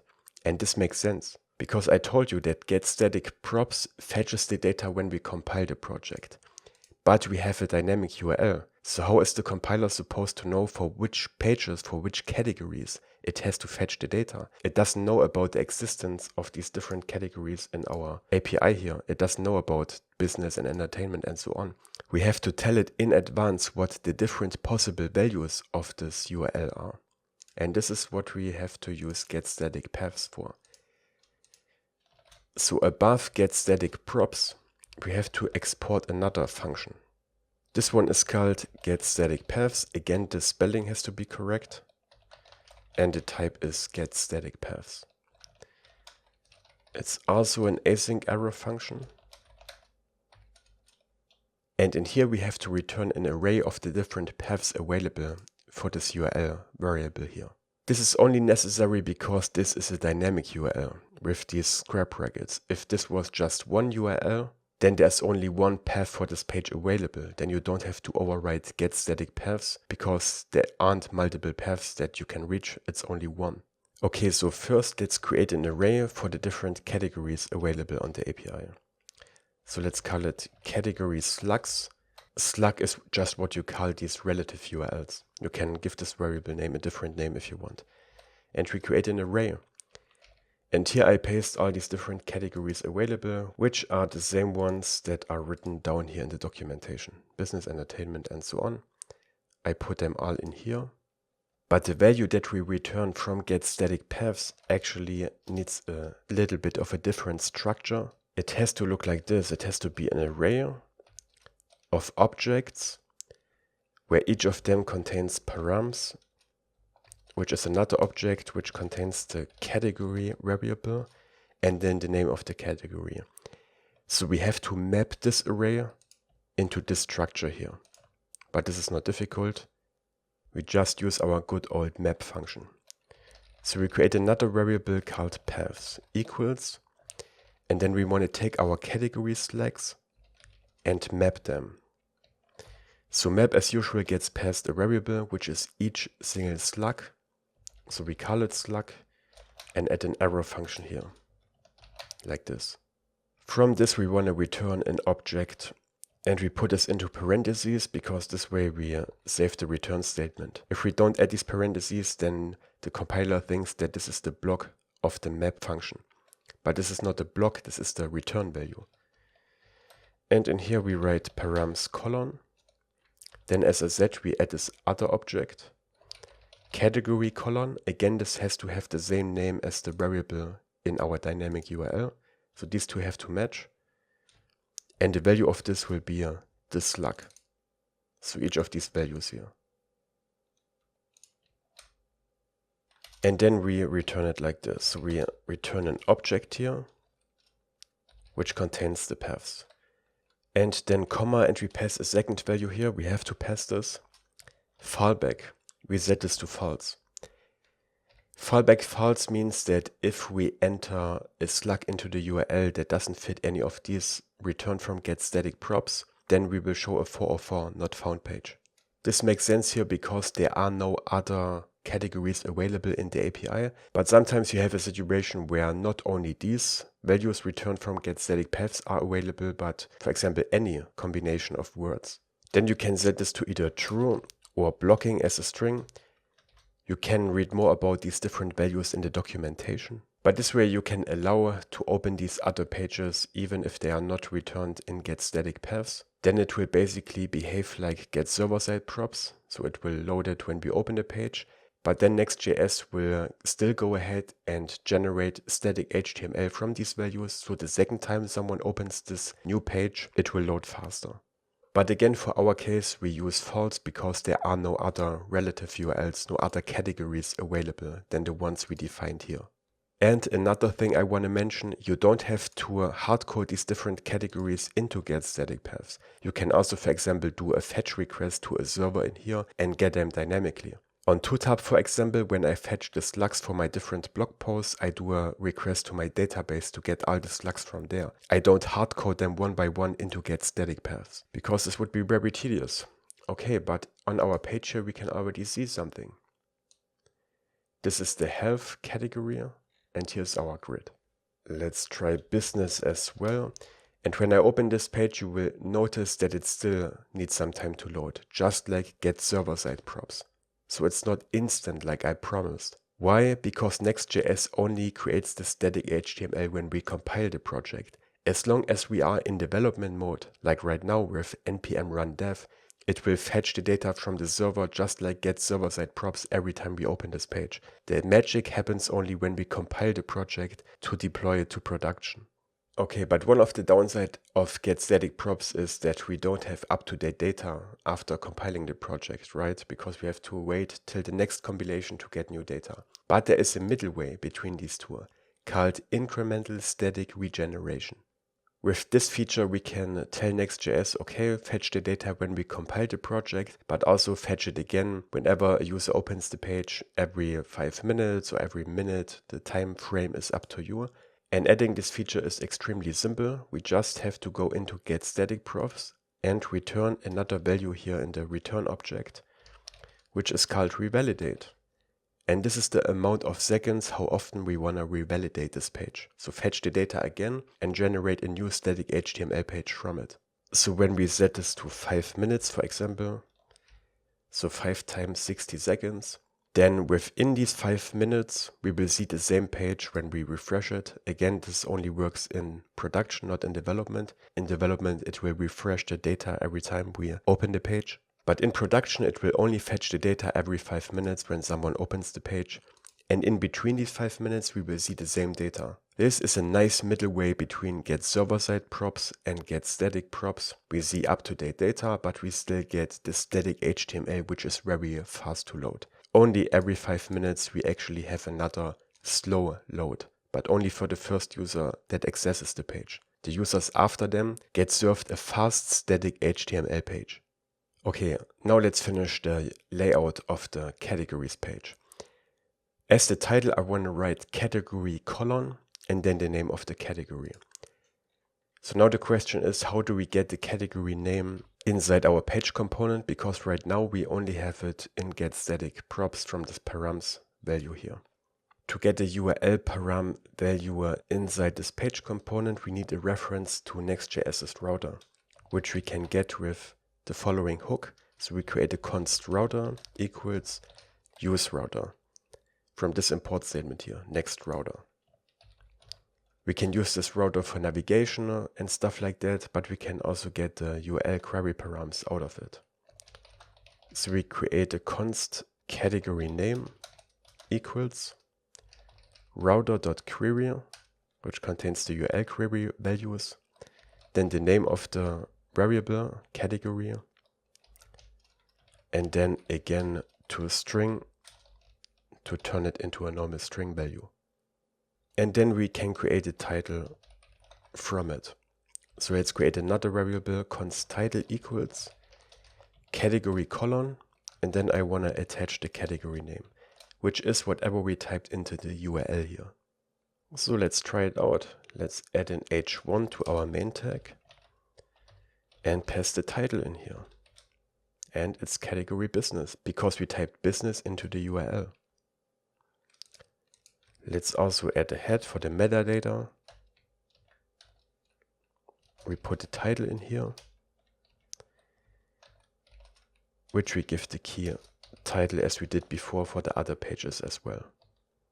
And I want the title to look like this. So the title of the page, which is what we see in our h1, minus, and then the same as we did on the other pages, I want to write Next.js news app. When we save this, we can see this title up here. So this worked. But when we refresh the page, I think the compiler should complain. When we open the terminal, a title element received an array with more than one element. This is just because how HTML works. The value inside title should be one string, but because we pass this variable and these spaces, this is not considered one string. I think it doesn't actually do any harm, but to get rid of this warning, we can turn this into a single string. So we surround this with another pair of curly braces. Then we put this into backticks and make this a variable here. Now this is just one string, and the compiler shouldn't complain about this anymore when we refresh this again. Yeah, it doesn't. This is just the old message.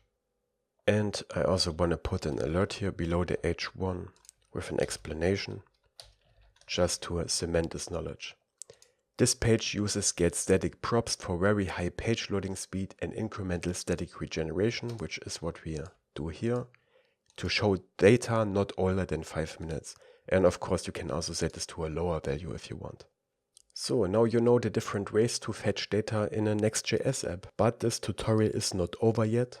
There are still some things I want to do. For example, when we type in a category that doesn't exist, we get to this very ugly 404 page.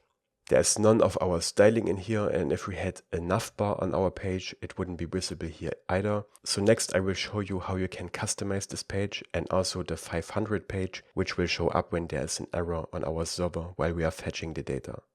Customizing this 404 error page is very easy. We just have to create another page in our pages folder, which we call 404.tsx. We can give the component any name we want, as usual. Let's call it not found page. And in here we define the layout of this 404 page instead of this doc one. So let's set up a simple page quickly. We put a div in here, an h1 that says not found, and a paragraph below with some text. Looks like this page does not exist.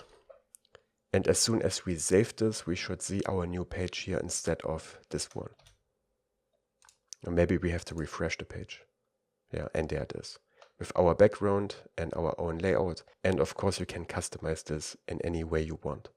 There is another error page besides 404, that's the 500 page, which will show up in production when there is an error on our page. In development we see this error modal overlay instead, that you already saw a few times. But in production we will see a separate page, which we can also customize. So again, in the pages folder we create a file called 500.tsx. And let's call the component error page. Let's put a div in here as well, an h1, which I type error, and this emoji here. Of course you don't have to use this. You can type in whatever you want, and again a paragraph. Looks like something went wrong. Please refresh the page or contact support. The text here is up to you. Okay, and to see this page we have to type in 500 as the relative URL here directly, because again this only shows up in production when there's an error, not in development. But this is our error page that we will later see in production. And that's already it for customizing these error pages. Now this 500 page is the reason Why I didn't do any error handling in getStaticProps or getServerSideProps, because if there is an error in here, it will automatically fall back to this 500 page, and since we don't have any data to display in our UI, this also makes sense. You don't have to use this page. You could also wrap this whole thing into a try-catch and then return something like news articles loading error from getStaticProps or getServerSideProps, pass it as a prop to your page component and handle it however you want. But here I just want to fall back to the 500 page, again because we don't have any data to display in the UI anyway, so there is no point. Just to remember this, I will put a comment here. Let error go to 500 page. And I copy this and add it also to a getServerSideProps here, just as a reminder for you. In the next section, we will actually add a navbar to our website. And when you then go to the 400 or 500 page, you will see that the navbar is on these pages as well. So those act like any other page on our website. Because getServerSideProps loads the data from the server before we open the page, it can sometimes make the website feel slow and unresponsive. To see what I mean, let's add a navbar to our website with which we can navigate between the different pages without having to type them into the URL bar every time. This will make the loading time a bit more obvious. So we create another component, not in the pages folder, but in the components folder. Let's call it navbar with an uppercase B like this. And I use an uppercase B because Bootstrap's navbar, which we will use in here, has a lowercase b, and this makes it a bit easier to distinguish the classes. So in here we create a component with the same name. And in here we put a navbar, as I said, the lowercase b one from React Bootstrap. And before we put anything in here, let's add it to our website. Since we want to display the navbar on every page throughout our website, we put it into the _app.tsx file. We put it below the head above our container. This time it's the uppercase B navbar from our own components folder. We see a little space after saving this, but there is nothing in our navbar yet, so let's finish this up. First of all, we add some attributes, which I got from the Bootstrap documentation. We can set the background to dark. Oops, not all, but dark. And there's already some dark element here visible. We set the variant to dark as well, which should change the color of the text and everything to a light color.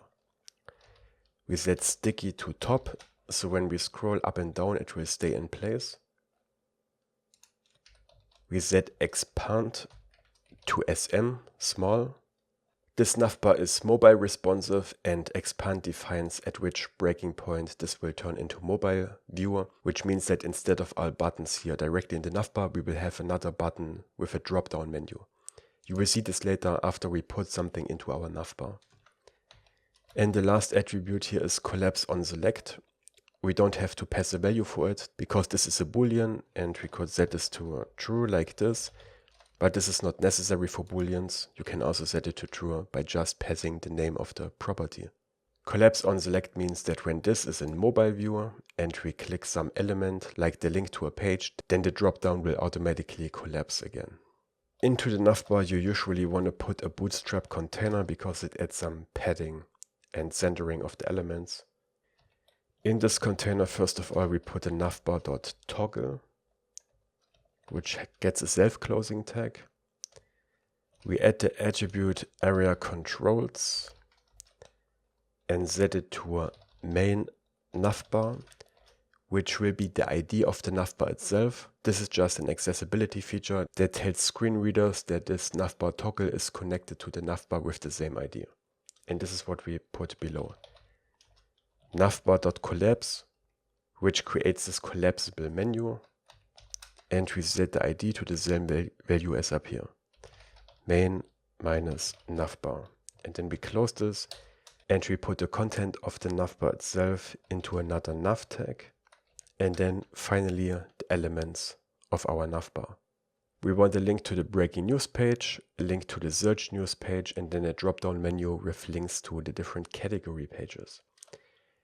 So each of them is a nav.link We close this, and the first one will say breaking, and there it is. But this link also needs an href where this link actually points to. When we click this link, we want to go to the front page because this is our breaking news page. So we just type in a slash, which will bring us to the front page. We add another nav link below with an href to the search URL, and this will just say search. Now when we click these, we can navigate between different pages.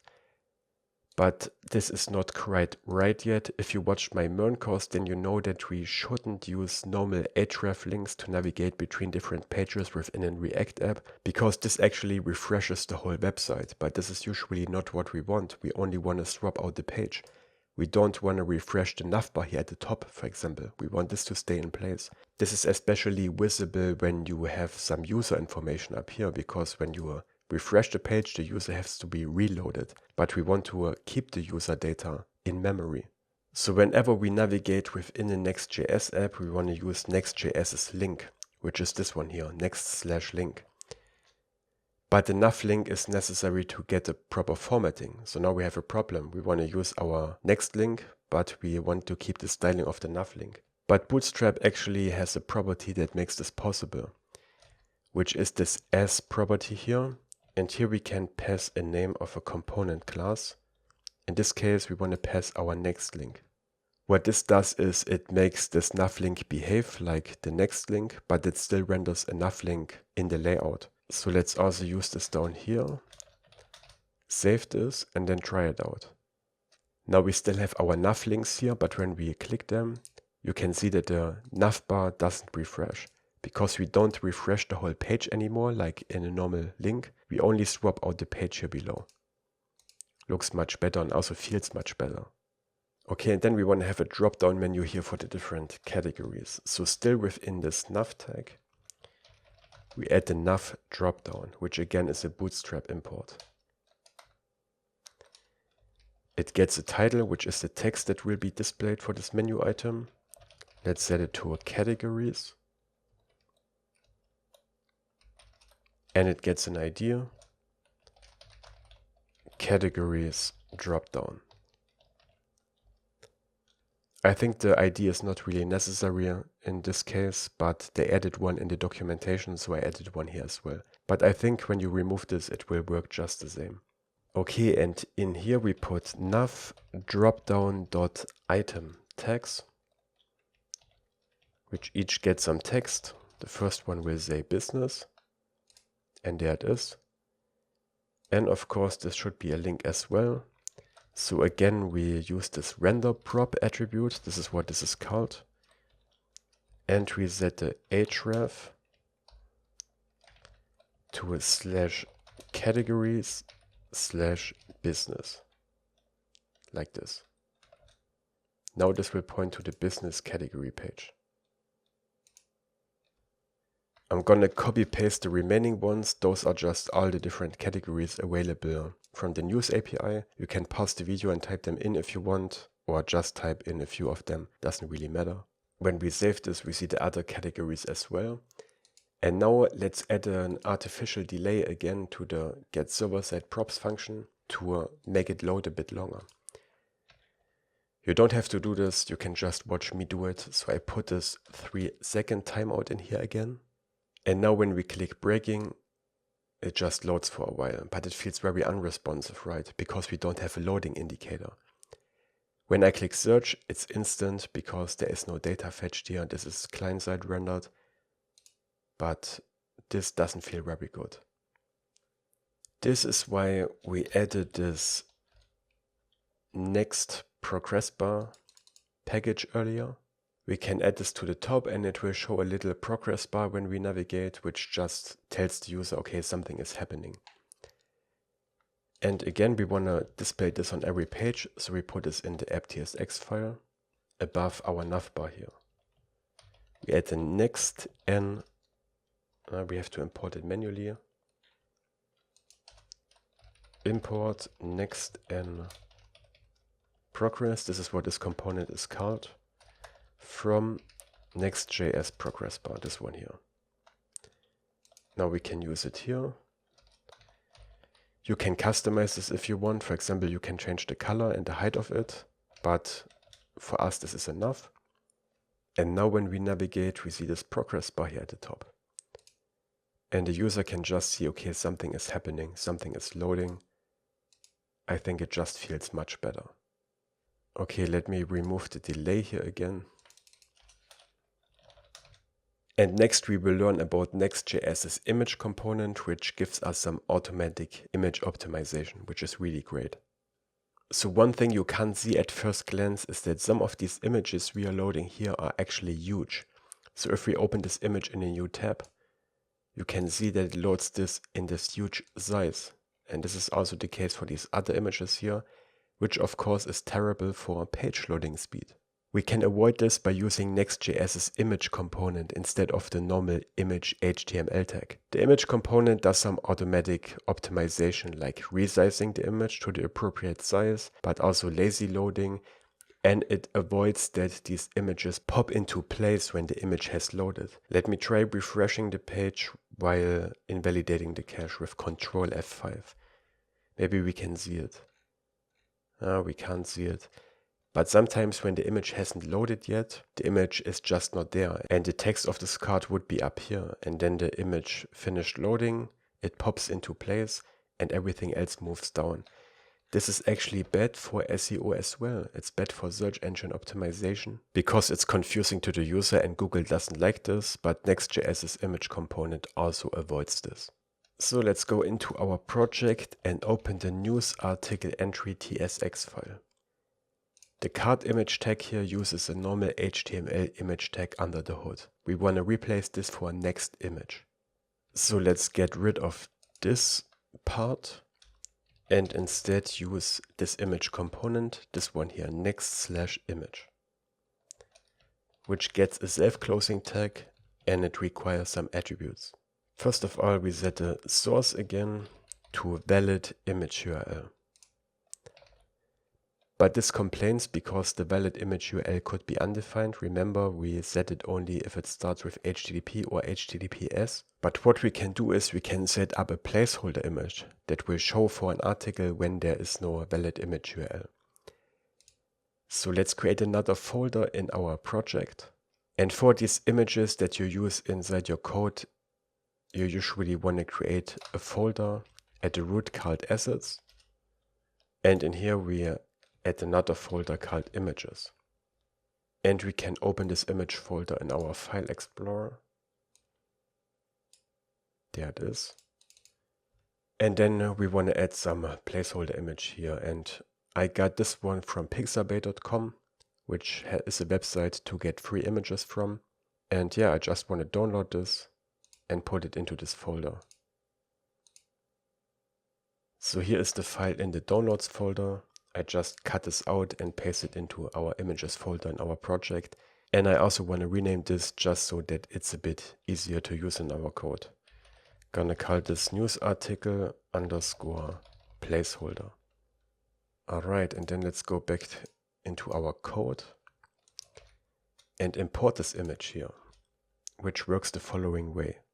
We write import and give it a name. For example, placeholder image.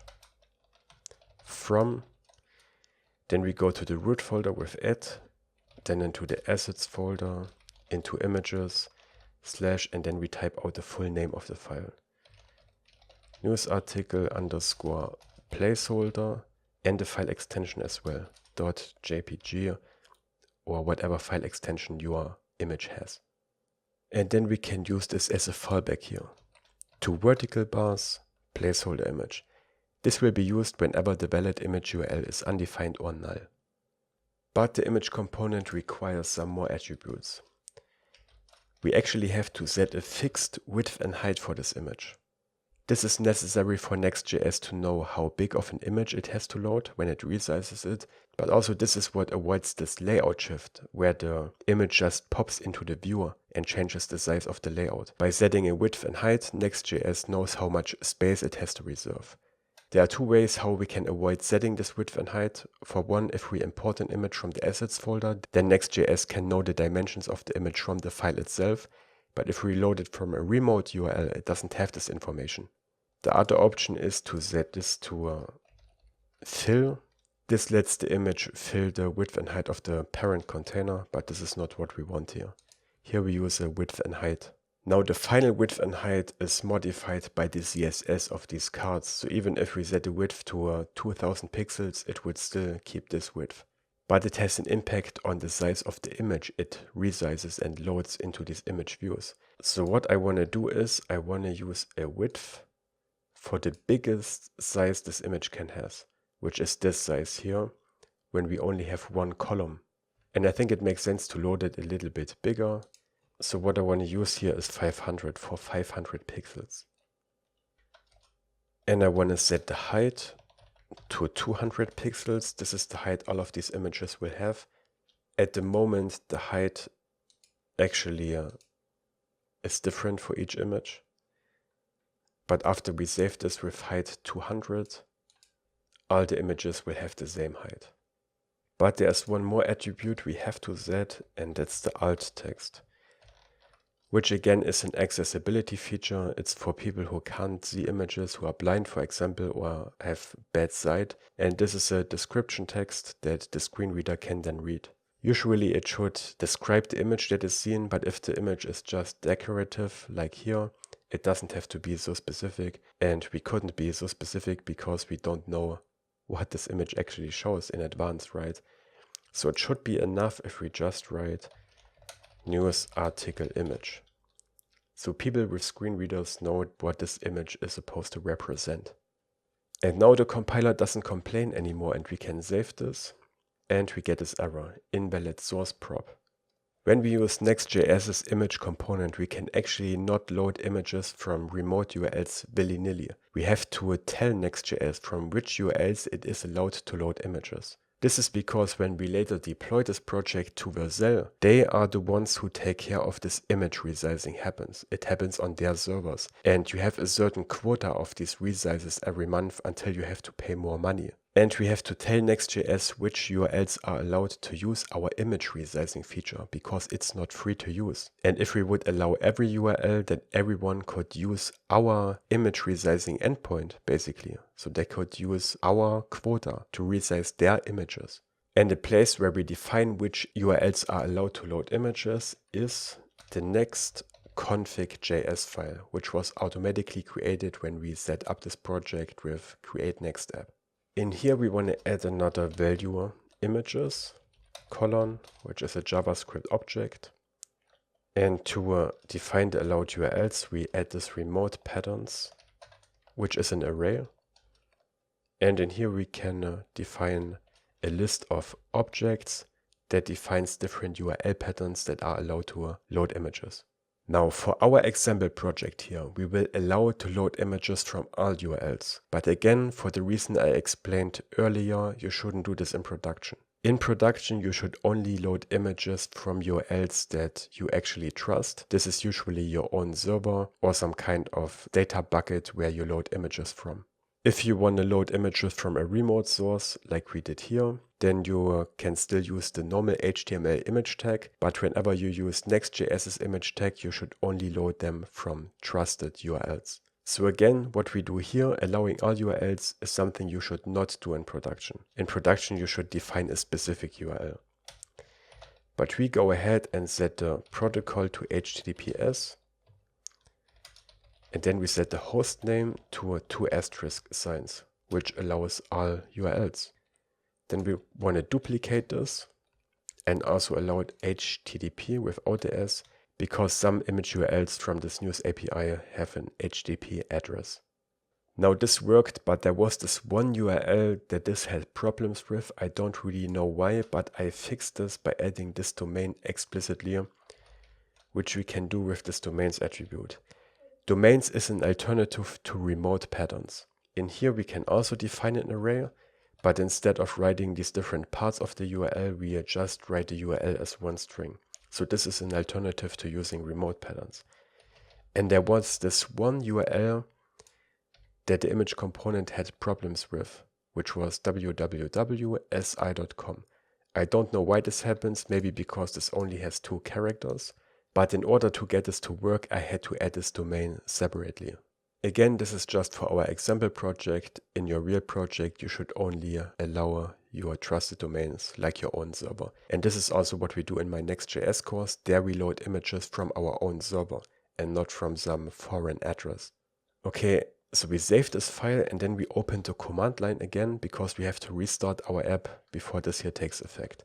So we press Ctrl Z and confirm this with Y to terminate this running project, and then we type in npm run dev again to restart this. And now when we refresh the page, this should work, unless we forgot some address. Let's try this again, and it works. But the formatting is not quite right yet. This is because we are not using a card image from Bootstrap anymore, so the styling is not applied.